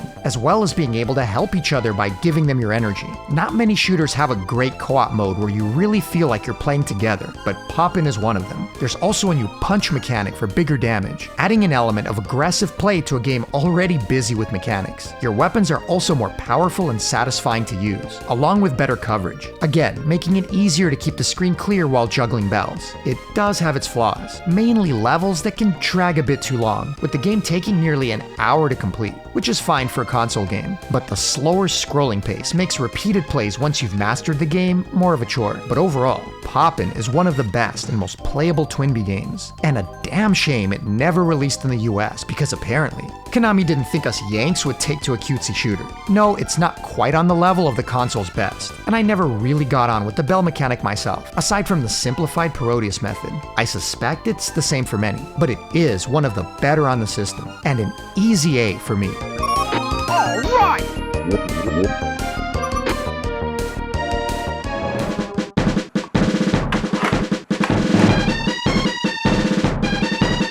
Rendering Ranger is one of those games that nearly every fan of the SNES has heard of through the grapevine, primarily for its super impressive visuals, but few have actually played. Sure, it's ultra rare, having only released in Japan with 5,000 copies, but no, the main reason you've seen it but possibly never played it is its reputation for brutal difficulty. The most impressive aspect isn't just the pre-rendered visuals that look more like a 32-bit game, but that it plays so damn fast and smooth on the Super Famicom, without a hint of slowdown, thanks to the programming talent of Manfred Trenz, the man behind the Turrican series, who single-handedly coded the game in assembly language, proving once again, any platform can run a game flawlessly with enough coding talent behind it. A hybrid run-and-gun and shooter, it pulls off both types of stages well enough to be a solid yet flawed game. The flaws come in the form of gameplay and stage design, which very much reminds me of many Western PC games I played in the 90s, and not always on par with their Japan counterparts, so take that effusive praise from others with a grain of salt. The stages are too much too long, especially for the difficulty throwing off the pacing, and while the visual variety is outstanding, becoming more of a technical challenge than a joy to simply play.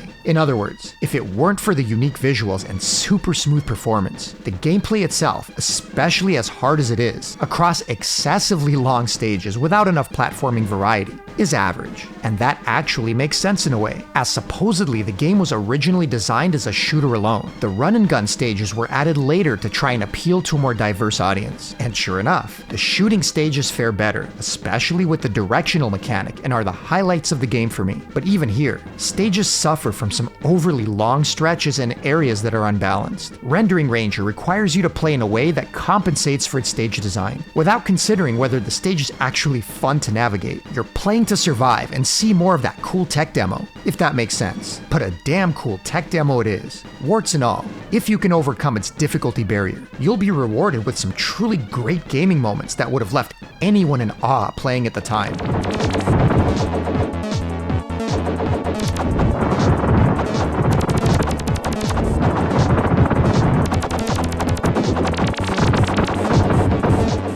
Flying through the city is particularly awesome, with so much variety and enemies assaulting from both directions. The entire game could have been this way and I wouldn't have complained. So that's to say that yes, Rendering Ranger, despite its imperfections, is very much worth playing for its coolest moments. So if you've seen it, heard of it, but never played it, give it a go. There's plenty of better shooters and better platformers on the system, but none were as jaw-droppingly impressive at the time as Rendering Ranger.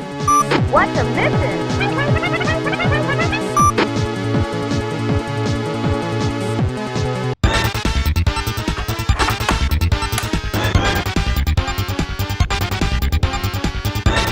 Oh boy, this one's controversial. Super R-Type, the game that became the poster child for slowdown-ridden games on the SNES. Sometimes running so slow it felt like a standstill. It partially ruined what could have otherwise been an excellent game. The graphics are fantastic for an early game, and the music is arguably even nicer than the arcade original.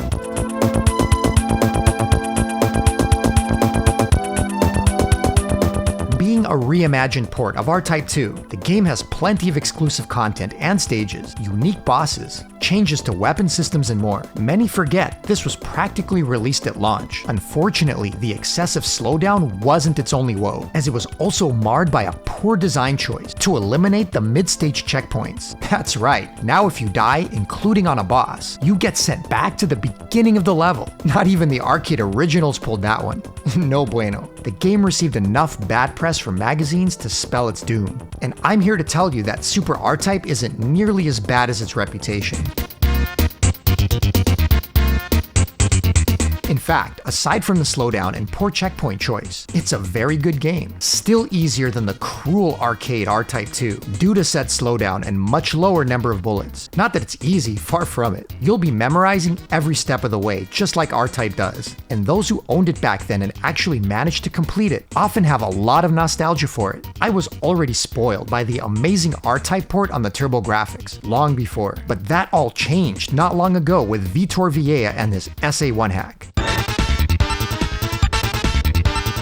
And oh man, is it as hard as it is cool that way. Only those already familiar with the game that have it memorized will have any chance of getting very far. It's almost a be careful what you wish for scenario, but a killer way to play for fans of the game. In all honesty, the baffling, complete lack of checkpoints lowers the score more for me than the slowdown, which playing so many years later isn't as bad as I remember. Super R-Type is a top-class game graphically, musically, and in stage design, everything Irem was known for, so I give it a solid score in its original form. And if using the hack raises that score by a full grade, had it been given proper checkpoints, the grade would be even higher, meaning Super R-Type is very much a game worth playing, if you're masochistic enough, that is.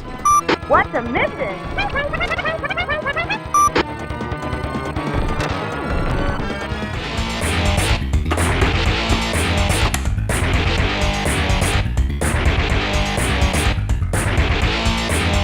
Of course, Irem didn't go quietly into the night, and in 1993, righted their wrongs on Nintendo with an exclusive follow-up, R-Type 3 Third Lightning.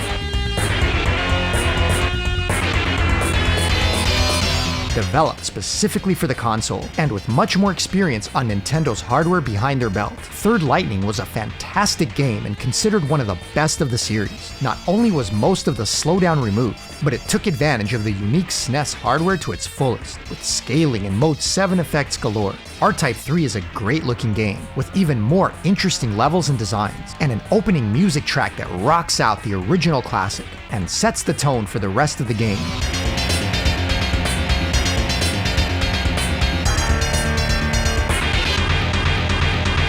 The trademark difficulty is intact, as this is still one tough game, but proper checkpoints are reinstated, and it never quite devolves into the experts-only madness of Part 2. It feels just as surmountable as the first, which is to say, hardly, but achievable with persistence and practice, and it makes you want to keep trying. R-Type 3 has some new tricks up its sleeve, with 2 new types of force pods, each with their own unique mechanics and uses, adding quite a bit to the longevity. It also has a more interesting charge beam, which can now unleash a devastating barrage, particularly useful against bosses. But be warned, as it has a cooldown, leaving you unable to use your charge again for a time. This was possibly the most creative of the series up to this point, not only bringing back some nostalgia in a boss rush of old favorites, but puzzle-like stages that bring back the more organic aspects of the original.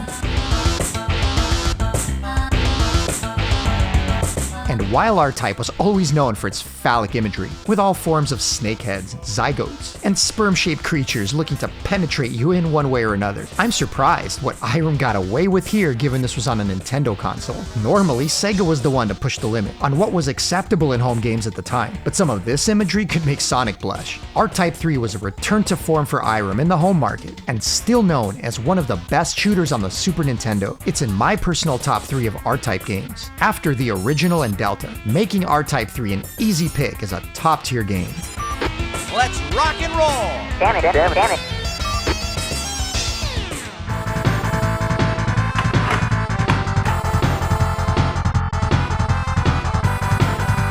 The SNES just couldn't catch a break when it came to home ports of arcade shooters, Parodius notwithstanding, and the Raiden port left a lot to be desired. You should know it was ported by MACROSS, and set your expectations accordingly. Given how good both the early PC Engine and later Mega Drive ports were, you'd think that the SNES was easily capable of faithfully reproducing this older, less graphically intensive game. But there's so many things wrong with this version, I don't know where to start. But before I get into that, I do want to mention what it does get right. Mainly going back to respawns instead of checkpoints, just like the arcade, and the ability to play 2-player, both decisions making the game more console friendly. Unfortunately, the rest of the conversion is pretty shameful. Sure, it is a lot easier, which is forgivable for a home port, but something about the gameplay doesn't feel like the same Raiden. Some of the larger enemies and even bosses have so few hit points. They die before even getting a chance to fire. Some bosses have safe spots, where you just simply camp out and hold down fire to kill them. Things that didn't exist in the arcade,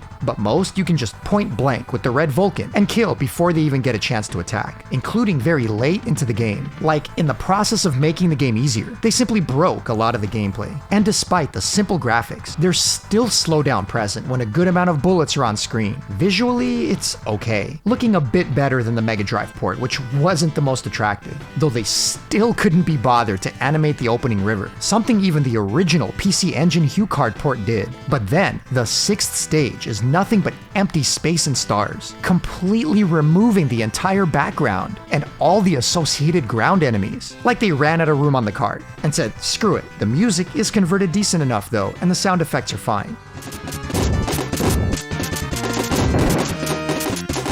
Though not as meaty as the great sounding Mega Drive port.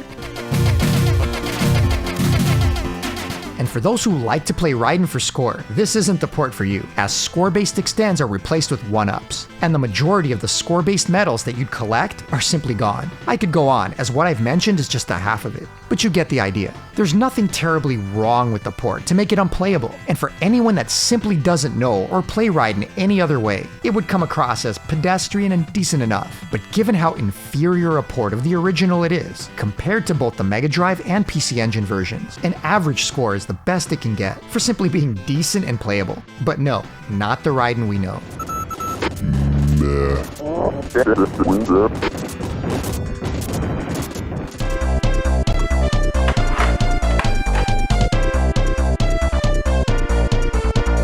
Did you know the Super Famicom had a pair of Gundam shooting games? I didn't, and I wish it had stayed that way, because I wish I'd never played it. This original SD Gundam has got to be one of the worst shooting and platforming games I've ever had to play. It takes all the worst characteristics and combines them into a mind-numbing, difficult, and excruciatingly boring game. Not many games make me want to pull my intestines out with a pitchfork, but Gundam pulls it off. It's a game where you barely fire or attack, and are just as well off avoiding many enemies as you are trying to kill them, as they slowly show up on screen one at a time. Obviously, this is a game of strategy, without much shooting or reflexive dodging, using your various weapons, shield and blade, in the right ways for various enemies. You have a power gauge, which is used to select various weapon types, and your ammo is limited, adding to the game's insistence of conserving ammo, killing enemies with as few shots as possible, or avoiding them completely. It's so slow, so mind-numbing to play, and somehow simultaneously frustrating that there's not much enjoyment in any of it. The designs are obviously chibi, and the stages are plain and boring, with graphics that aren't bad, but just there. There are so many identical black space stages where you just float there, as differing waves of 1 or 2 enemies float by. Listening to that god-awful music, you just want it to end, making the slowness of each level feel even longer.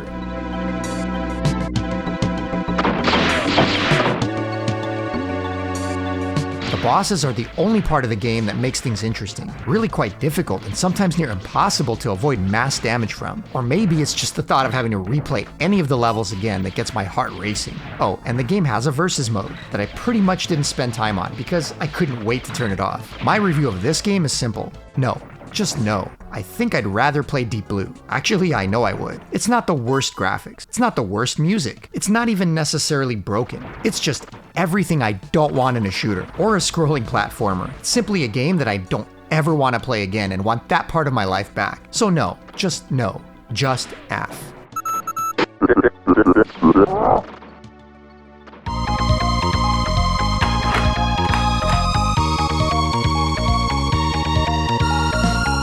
Oh god, make it stop. They made a part 2? Just the idea of playing another version of this came with a sense of dread, so thank god it plays like a completely different game and removes so much of what made the first one such a slog. Now, I'm not saying it's a great game, nor necessarily even all that good, but after playing the first one, it was like escaping from a jail cell and running free into the open fields. Your Gundam is smaller, faster and more maneuverable, with the stages moving much faster and feeling like an actual shooter and not plodding along like a slug. Even the music is much improved, actually pretty good in some instances, matching the less methodical and up pace of the levels.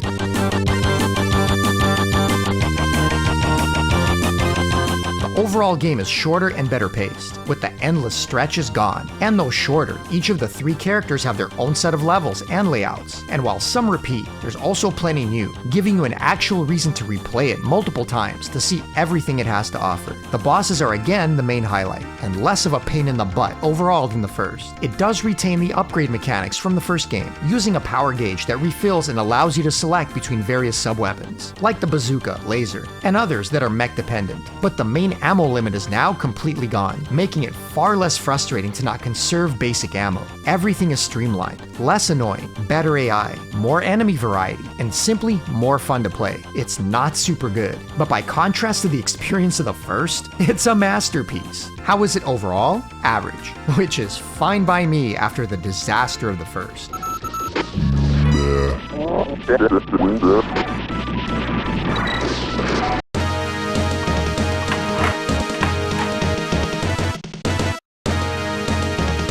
I wish I could say that Taito did something interesting with Space Invaders on the SNES, but this is by far the most bare bones, laziest release of them all. There's nothing wrong with the original Invaders, but there is with releasing it as is. For a 16-bit console, Mega Drive got the excellent Invaders 91, and at least the PC Engine version threw in all kinds of modes, extra graphics, and anime girls, because why not? But here, it's the same old Space Invaders, along with a versus mode similar to the PC Engine, only not as interesting, and without the anime girls. Come on, Taito, give us something. The original Invaders is unrankable, but this lazy, cash-in port certainly is, and only not an F because of the source material.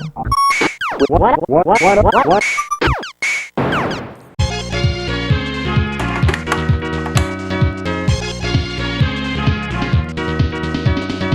No matter the year, no matter the console, when it came to vertical shooters, Compile was showing the rest of the industry how it's done, and Super Aleste was Compile, showing the world how blazingly fast and efficient a great-looking game could run on the Super Nintendo. They looked at Super R-Type, Gradius 3, and others, and scoffed. Embarrassing. And they set out to make a game that proved what could be done on the hardware, and they succeeded wildly.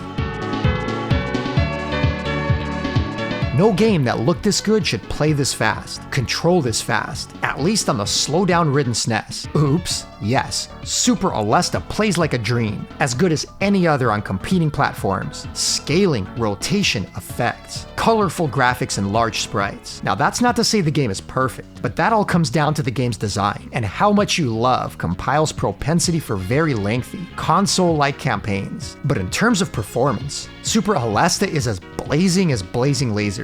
Speaking of blazing lasers, you'll definitely notice similarities, especially with a lot of sound effects and power-ups, giving fans nice bits of nostalgia.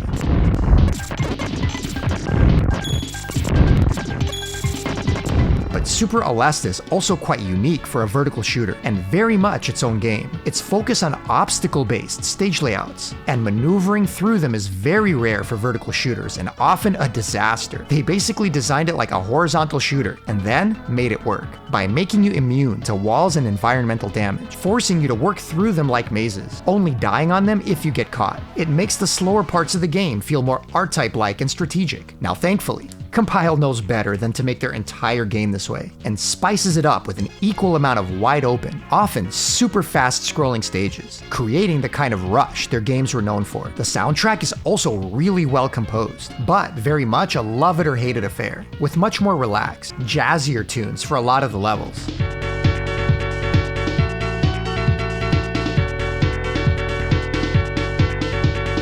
I tend to like them, but not love them compared to their other work, while others find them a breath of fresh air and can't get enough. As often the case with compile shooters made for home consoles, the game is super accessible to novice players on the default setting. Oh, you'll die a lot while learning the game, but it also hands out extends like candy, letting you die a heck of a lot and still make it through the game with some practice. A very, very long game, one of their longest, almost too long really, which is one complaint often levied against it. But I tell you what, crank this bad boy up to max difficulty and it does not mess around, yet somehow maintains its flawless performance throughout, meaning it's got something for every skill level. Personally, I love Compile's style and I love most of their games. Super Aleste is beautiful, diverse, has great stage designs and boss battles, atmospheric music, and plays like a dream. Their technical wizardry and ability to master any console and platform they chose was nearly unmatched. I don't prefer the slower, obstacle-based stages to their other game, but I can appreciate the experiment, let alone a successful one that makes it work, where most other games would crash and burn trying. It could use a bit of trimming and pacing, but it's still one of my favorite on the console, and a top S-tier release. Let's rock and roll! Damn it, damn it, damn it.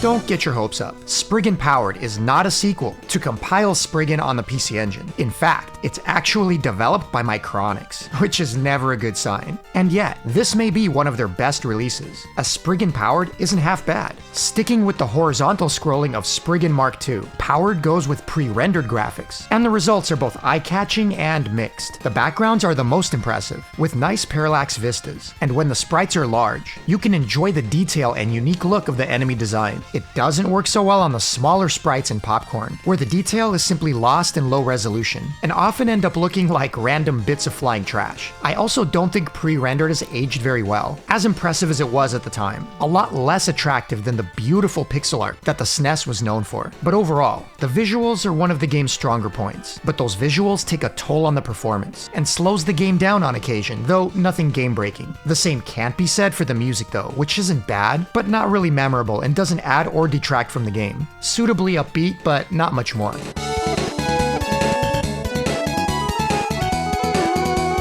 Your main shots fire a short burst, while holding it down is for a special attack, which also varies depending on the weapon, with the green ore being quite powerful, overpowered really against some bosses, taking them down in no time. Each special attack consumes some of your power gauge, which is also used as a temporary shield, which can either be used for momentary bursts, or longer until your gauge is completely drained. So there's some fun resource management involved between your special attacks and defense. I won't say that Spriggan Powered is some underrated gem, as in 1996, late in the system's release, it really wasn't all that impressive, but it is surprisingly well put together given MACROSS' reputation, and they cared about the final product. Somewhat inefficient coding notwithstanding, it packs a ton of creativity and variety across the levels, and it's no pushover, providing a solid challenge, and not of the janky kind, but typically well-designed enemies and patterns. If anything, I'd say Powered is unfairly maligned, just like Imperium was, due to its comparison to Compile's previous games in the series. It's better than average and worth a play for Spriggan fans, long as you go in with the right expectations. What's a missing?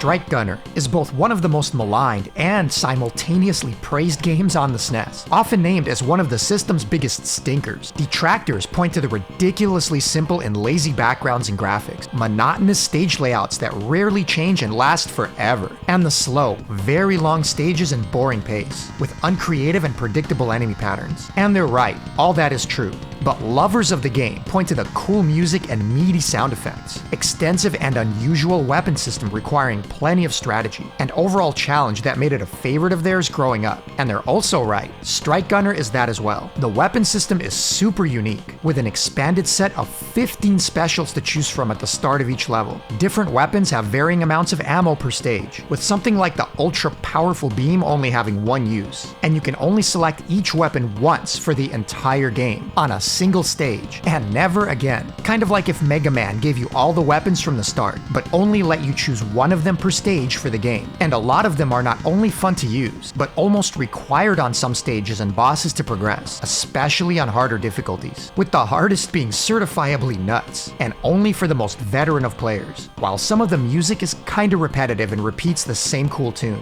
something about it appeals to the badass in you, and I kinda like it. But what I really like are the awesome sound effects and explosions, possibly some of the best in a 16-bit shooter. Destroying enemies is just so satisfying and highly underrated. It also has some really cool bosses, the later alien kind with some neat designs. But for everything that's right about Strike Gunner, there's an equal amount that's wrong. The arcade original was a super brisk, 15-minute long run-through, and meant to be easily replayable, practically a different game. And the SNES port takes this and just stretches it out to 45 minutes without adding anything of value in terms of visuals and enemy patterns. So every level is this endless stretch of the same lifeless background, with just wave after uncreative wave of predictable enemy patterns. The forest stage lasts so long you might think it's a bug, when it just keeps going and going after the first boss. But no, it eventually makes way to the next lifeless background, and so on, at least until the finale when it gets much more interesting. Far too little too late. So that's the real problem with Strike Gunner. In its purest arcade form, it's a solid game, but even the best games, taken and tripled in length with zero added content, can become protracted and lifeless. Strike Gunner could have been a far better game, as it has the building blocks to be one, if the extended levels were actually enjoyable, both visually and less repetitive with its enemies. The same thing repeated ad nauseum gets old. Now, if you grew up with it and love it, I can see why. Had I played it as a kid and had that nostalgia, I might be there with you. And if you hate it, I can see why too. I'm honestly in the middle. As cool as some of it is, it's not something I'll replay often, making this a middling score for me.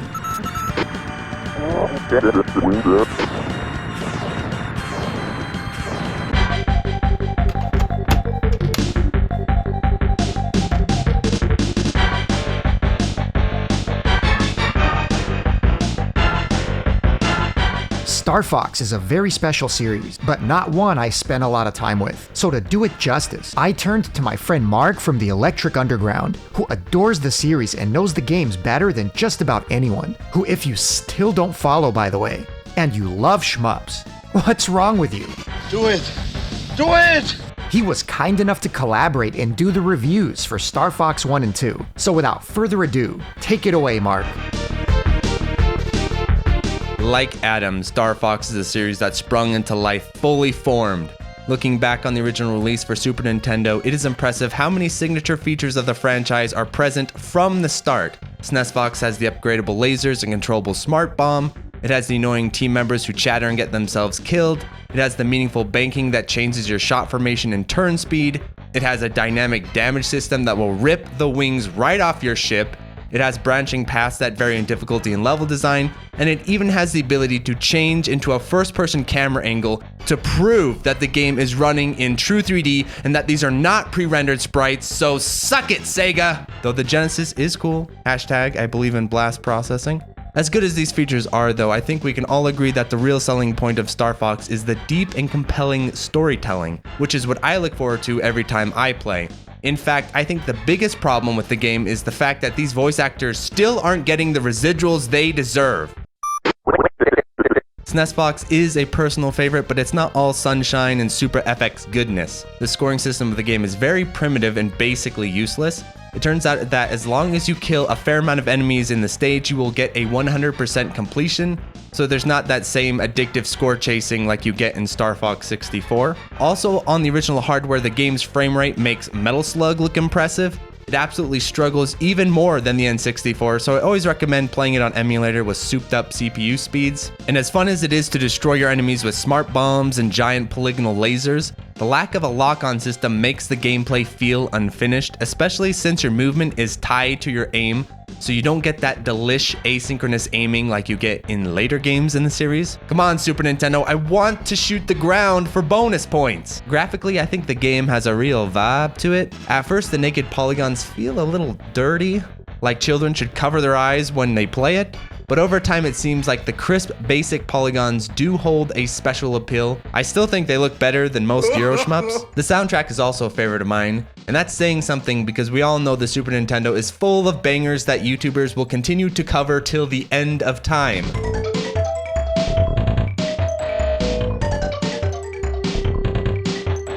So in conclusion, SNES Fox is a child of God. The fact that the game is managing to run on a Super Nintendo at all is really impressive, and it is a strong start to one of my favorite franchises. If only Nintendo knew the wrath they were about to unleash upon the world though when they created this character.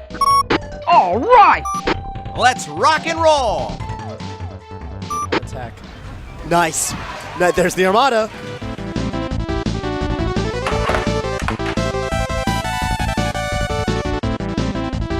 Did you know the original Star Fox on the Super Nintendo had a sequel, Star Fox 2, and it was nearly completed, but canceled by Nintendo before release? Yeah, what is it, 2012? We all get it. Star Fox 2 was canceled and it's a crying shame. But it's 2023 right now, and I think we can admit that canceling Star Fox 2 was probably the right move by Nintendo. If this game came out, the franchise would have been shot dead on principle. Not only because the hardware limitations of the Super Nintendo turned the performance of the game into Chinese water torture, but also because the actual design of the gameplay is a weird sketchbook of ideas that don't fit together very well. Pretty much every good thing you could say about Star Fox 2 is included in the real sequel, Star Fox 64, which came out 2 years later, and all the ugly baggage of the game can be left to the bowels of the internet and the good bootleggers on eBay chopping up Doom carts for Super FX chips. So what does Star Fox 2 do right? The introduction of all range mode, especially for boss fights, is brilliant. In SNES Fox, the boss fights are enjoyable enough, but they don't have nearly as much interesting tactics and strategy as the later all range fights, especially of Star Fox 64. Dogfighting becomes a real gameplay mode of the series, and it is fantastic. Another massive leap forward is the introduction of the charge shot. Thank you, Shigeru Miyamoto. Now we are getting that juicy enemy dynamic where you're constantly asking yourself to charge shot or to not charge shot. This concept is going to be the core of Star Fox 64's scoring system. It also looks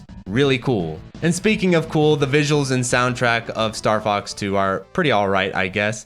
That's where the positives end though, because dragging down the design of this game is the silly idea of having the R-Wing Go chicken mode to hobble around like a crappy Veritech. And as much as I enjoy Robotech, I think the idea of introducing ground combat into the Star Fox series in this manner is just not a winner. Why would you walk at the speed of a turtle when you can fly? Why would you cut off the majority of your movement and spacing options with no real benefit? The main issue with the Chicken Walker, which makes its return in Star Fox Zero tragically, is that it has no compelling gameplay reason to exist other than because the developer likes the idea. And you may be saying to yourself, hey guest on Shmup Junkie's channel, what if Nintendo did find a cool way to make Fox attack on the ground? Am I just being closed-minded? Well, I would say that Nintendo did figure this problem out in Star Fox 64, and that solution is called the Landmaster, which is a bitchin' high-powered tank that destroys everything in its way. It also turns the game into a gallery shooter, which is pretty awesome. So even when it comes to grounded combat, Star Fox 64 is just outright better than the rest of the series.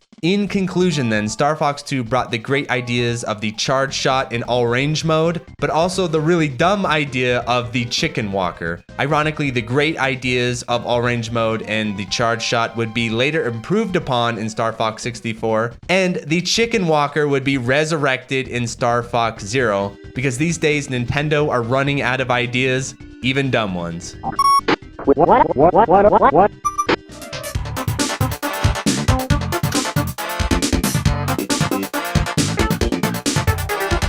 If you think Savalian is useless without a trackball and a dud on the SNES, you should see the speedruns for this game. It's got quite the community, and that's because this port ain't half bad and a cool game for the right type of player. And considering the fact they had to make this work without a trackball, like the arcade original, it's a pretty good port. The resolution is lower, but the graphics still look good by comparison. The biggest bummer is losing Zuntada's great music, replaced by some good tunes of its own.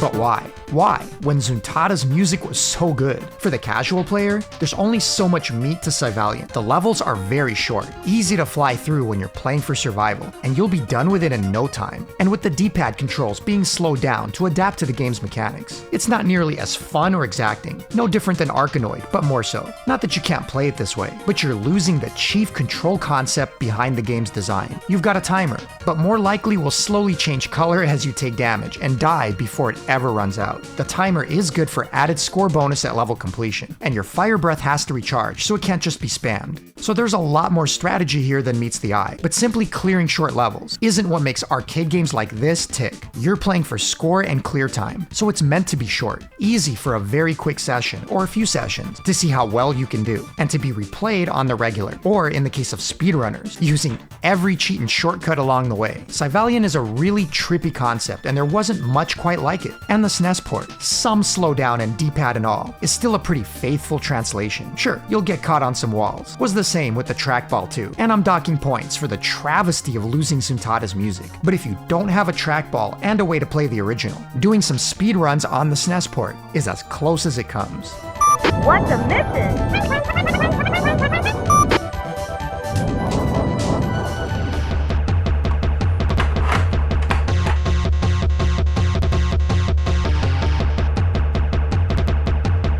Tekkamon Blade is what you get when you cross a subpar, melee-based shooter and an even worse fighting game. Cooling concept, but poor in execution. It's a wasted idea that's not really been done well since. You spend most of each stage blocking bullets with your blade, killing enemies the same way before you run into them, or throwing your spear. Given the right pacing, enemy layout, and stage design, this actually could have worked well. The fast scrolling and endlessly appearing enemies just make it hard to keep up. Most end up being left behind as the screen scrolls quickly by. There's no way to keep up with them all, really, nor avoid damage with your hitbox, but the generous health bar makes up for it. You're just kind of flying past half of them, slashing what you can get in front of, picking up the odd health recharge or blue invincibility attack, and surviving your way through as you take hits. The stage is really just there to wear your health down before you get to the boss, where you fight them on the ground Street Fighter style. Now, I'm not a fighting aficionado, but I can recognize a clunky and unfun brawler when I play one. It doesn't help that you're usually compromised on health by the time you reach them, so the best strategy is to just cheese your way through with cheap moves and take them out,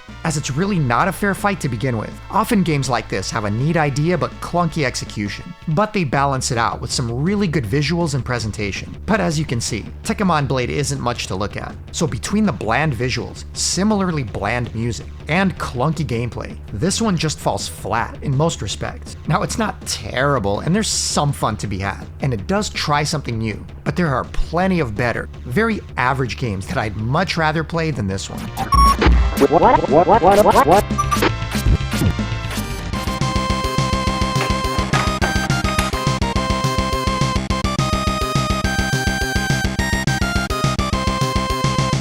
Trying to port a beloved game from a rival console is never an easy task. Just ask Sega about trying to port Lords of Thunder over to their CD from the Turbo Duo. It just never comes out quite right, with another company trying to duplicate the original. And in the case of Thunder Spirits, they were destined to fail. Not a direct port per se, as it's more an adaptation of the arcade Thunder Force AC, but it's still a Technosoft classic coming to Nintendo, and the developer behind it simply wasn't up for the task. Instead, it became a talking point for Sega owners. What we tell you, huh? You can't do that on Nintendo. In reality, a good developer very likely could have, but Toshiba EMI clearly wasn't up for it. The biggest gripe was, of course, performance. For a series that's known for its speed and complete lack of slowdown, at least up until that point, before Thunder Force 4, this wasn't gonna fly. But what really bakes my noodle with this port is losing the amazing soundtrack quality. Like the rest of the game, it's just off, and not worthy of the original. Most of the tunes are there, but didn't translate very well. It's not bad, but not right.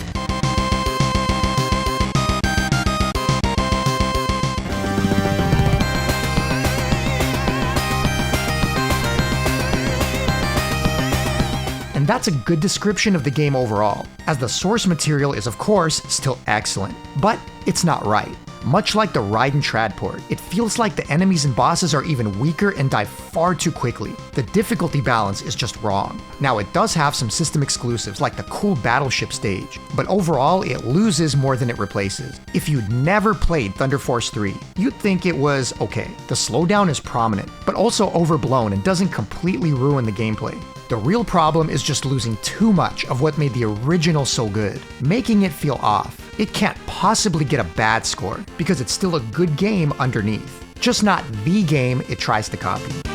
What's a missing?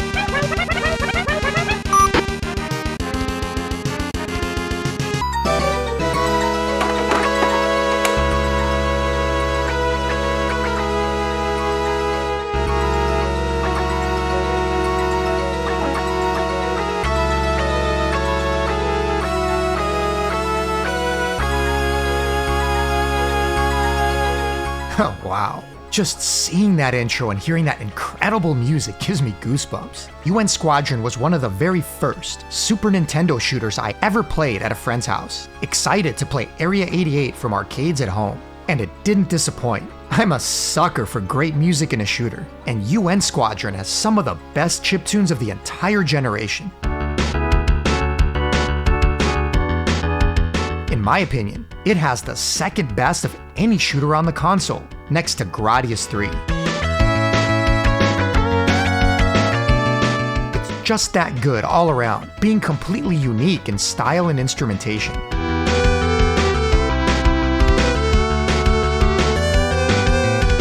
It was also tops in presentation, with great sprite work and large aircraft. Plenty of parallax and variety across stages. The bosses stood out far and above most any shooter at the time, being multiple screen lengths, often entire outposts or battleships, requiring back and forth bombing runs, as your plane would U-turn until you finally bombed it into oblivion. 3 cool pilots to choose from, and an expanded upgrade system over the arcade that let you stock up on special weapons with money earned throughout the levels. But even more so, plane progression, letting you buy more powerful jets that could hold even better special weapons, some even required to progress later into the game. We played it for hours every day, with it kicking our ass quite a bit until we learned its mechanics. Not the typical shooter with one-hit kills, and often needing to take some hits to deliver powerful blows to bosses, all while managing your cooldown and specials. But it kept us coming back because it always felt like you can replay some levels, gain more points and upgrade your plane, and grind some more to get a bit farther. And eventually, we saw it all the way through. Looking back, the game does have its negative points. The slowdown would often become quite egregious, especially during some bombing runs, and playing the mini-missions over and over to grind and collect money for upgrades can become tedious. Grinding for anything like an RPG but in a shooter isn't ideal, but the idea was novel and didn't bother us at the time, as it let us keep practicing and progressing, versus just seeing a game over screen and starting over. Playing it now, those are the aspects of the game that have aged the worst for me, as it makes replaying the game partly a chore, feeling like I'm sitting down to go into a protracted battle. So you have to be much more strategic about how you spend your points, to avoid spending too much time redoing mini-missions to grind, and to be able to play through the game more quickly and smoothly. But UN Squadron is one of those games that's phenomenal despite its flaws. Thunder Force 4, as an example, has plenty of slowdown and some pretty cheap gameplay moments, yet is amazing. Blazing lasers on the TurboGrafx is overly long, and the opening few stages far too easy before it really gets interesting. Yet, I'll never tire of playing it. Some games are just works of art despite their warts, and UN Squadron is one of them. The music is god tier.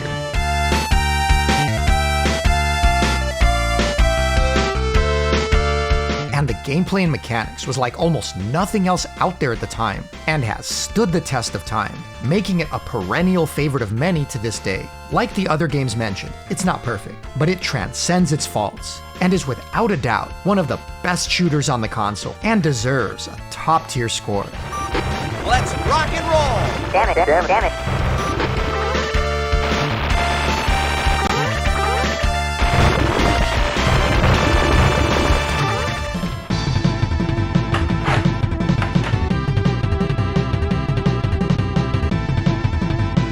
Gallery shooters are shooters too, and Wild Guns is one of the best ever. Up there with Nom 75 on the Neo Geo as one of my favorites. But as much as I dig this game, there's someone that digs it even more and just owns it. My dude Mark from the Electric Underground. So I wanted to give him the honors of giving this one the respect it deserves. Once again, take it away, Mark.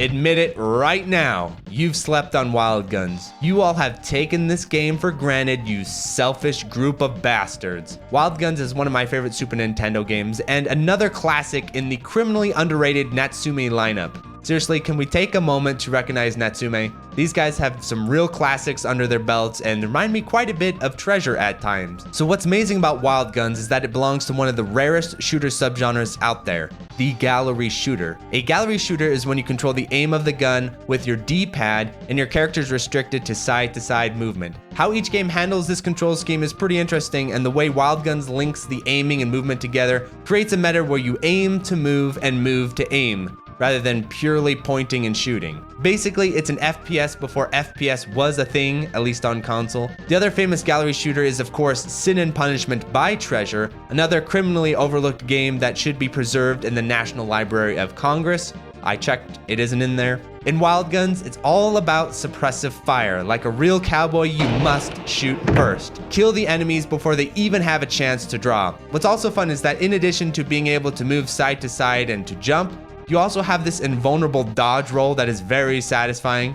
Be warned though, as much fun as the dodge roll is, you are losing offensive positioning and it is pretty chunky on recovery, so don't rely on it too much. There's also a lasso mechanic where you can hit enemies with a charge shot that freezes them in place for a moment. This is going to be very important during boss fights. In the game, you play as either Clint or Annie. Clint is a man. Am I right, fellas?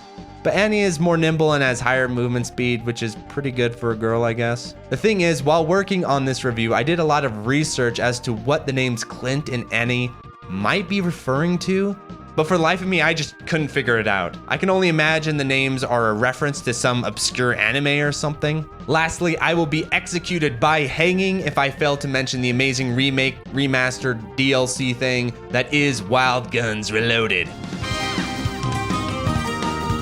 This new version of the game adds more levels, a 16:9 aspect ratio, which I'm sort of divided about, and new characters, including a dog, which is pretty cute. Shame they didn't have the dog carry a shotgun in his mouth though. Overall, don't be lame. Play Wild Guns. The game is a really fun 1cc with some gorgeous 16-bit graphics and style. As this video proves, the Super Nintendo has some real gems in the shooter genre on it, so the conversation doesn't always need to be constantly about Thunder Force 4 and blast processing, because in my book, Wild Guns is as much of a must-own title as any shooter on the Genesis. Let's rock and roll! Damn it, damn it.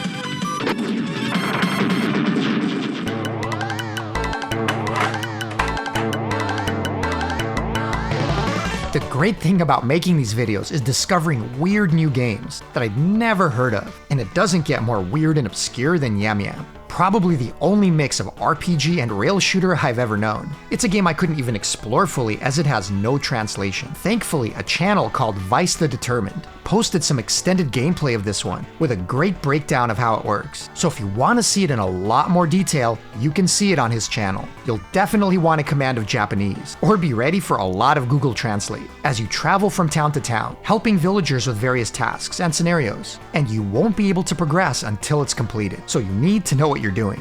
It's the travel between the villages that brings up the colorful and technically impressive shooting segments, where you more jump than actually fly through. Their length and difficulty is determined by the distance you're traveling, and the points gained along the way allows you to upgrade weapons, armor, and even magic at shops. The big problem seems to be the length and repetition, as replaying these rail sections over and over as you travel around can get tiring. It's more about progressing through the campaign and replaying them ad nauseum. It's compounded by the baffling design choice of losing everything once you game over. All that work and upgrades, experience, gone. Fine for a shooter, but not so much for an RPG. Or maybe I just don't get all the details of how it works. So while I'm not fully qualified to rank this game, as I can't really enjoy or understand it, I feel like it deserves a middle tier score. It's clearly a unique idea. There's a lot of time put into the story, characters, scenarios, and art. The rail shooting sections aren't all that great, but also not terrible or nearly as annoying to play as something like Axelay. And no matter the language, replaying them endlessly gets old, let alone starting them over. So I'm giving this one a C and calling it a day. But if you speak the language, definitely give it a play and see what you think, or leave me some feedback in the comments on your experience with it. But wait, there's more! Do you know how many SNES games have received the Fast ROM treatment, allowing you to play them without the performance hit? The already incredible Parodius games enhanced, Thunder Spirits like it was meant to be, the fantastic Biometal at full speed, Axelay, even more bitchin' than you can imagine, even D-Force with top performance, though I'm still not sure you'd want to. And there's so many more that I included a link in my description to the entire list of games, courtesy of hacker extraordinaire Kondo Wantu, who should be thanked profusely for all his work. And of course, Gradius 3 and Super R-Type SA1 hacks by Vitor Vieira, which you've already seen highlighted in this video. There's also a good handful of games that included shooting stages and bosses within. For starters, most of the Star Wars games, Land Speeders, X-Wing, and bombing runs, oh my. Though I can't speak for the overall quality here. Superman's Death in Return couldn't pass without one as well. But much better games from Konami, like Sparkster and Sunset Riders, had some great shooting stages baked in. Ganbare Goemon, of course, had Time Pilot 95, which by the way now has a hack that lets you play it as a separate game, and the original Moon Cresta is one of the games on the Nichi Bitsu collection. And if you count the phenomenal Assault Suit Valken with shooting-based stages, you've got another top-tier game on your hands, a perennial fan favorite, which by the way, just received a modern console release on Switch, courtesy of Rainmaker Studios, and with the help of M2, so you know it's a solid release. It's got the original and arranged music, save states and replays of course, but also unique extras, like a super play recording of the game, including the good ending, and new artwork and an exclusive interview with Satoshi Nakai, the original designer. It also includes a translated recreation of the original 80+ page guidebook. Valken never made it to the US in its original form, uncensored, so to finally have the translated original is very, very cool.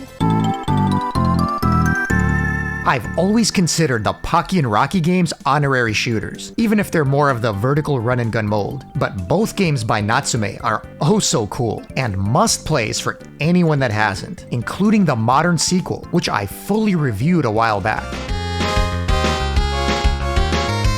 And that's just the tip of the iceberg, with plenty more awesome run and guns on the system that maybe I can explore in a future video. So you see, the Super Nintendo had a pretty amazing library of shooting games, and anyone that says otherwise hasn't a freaking clue. But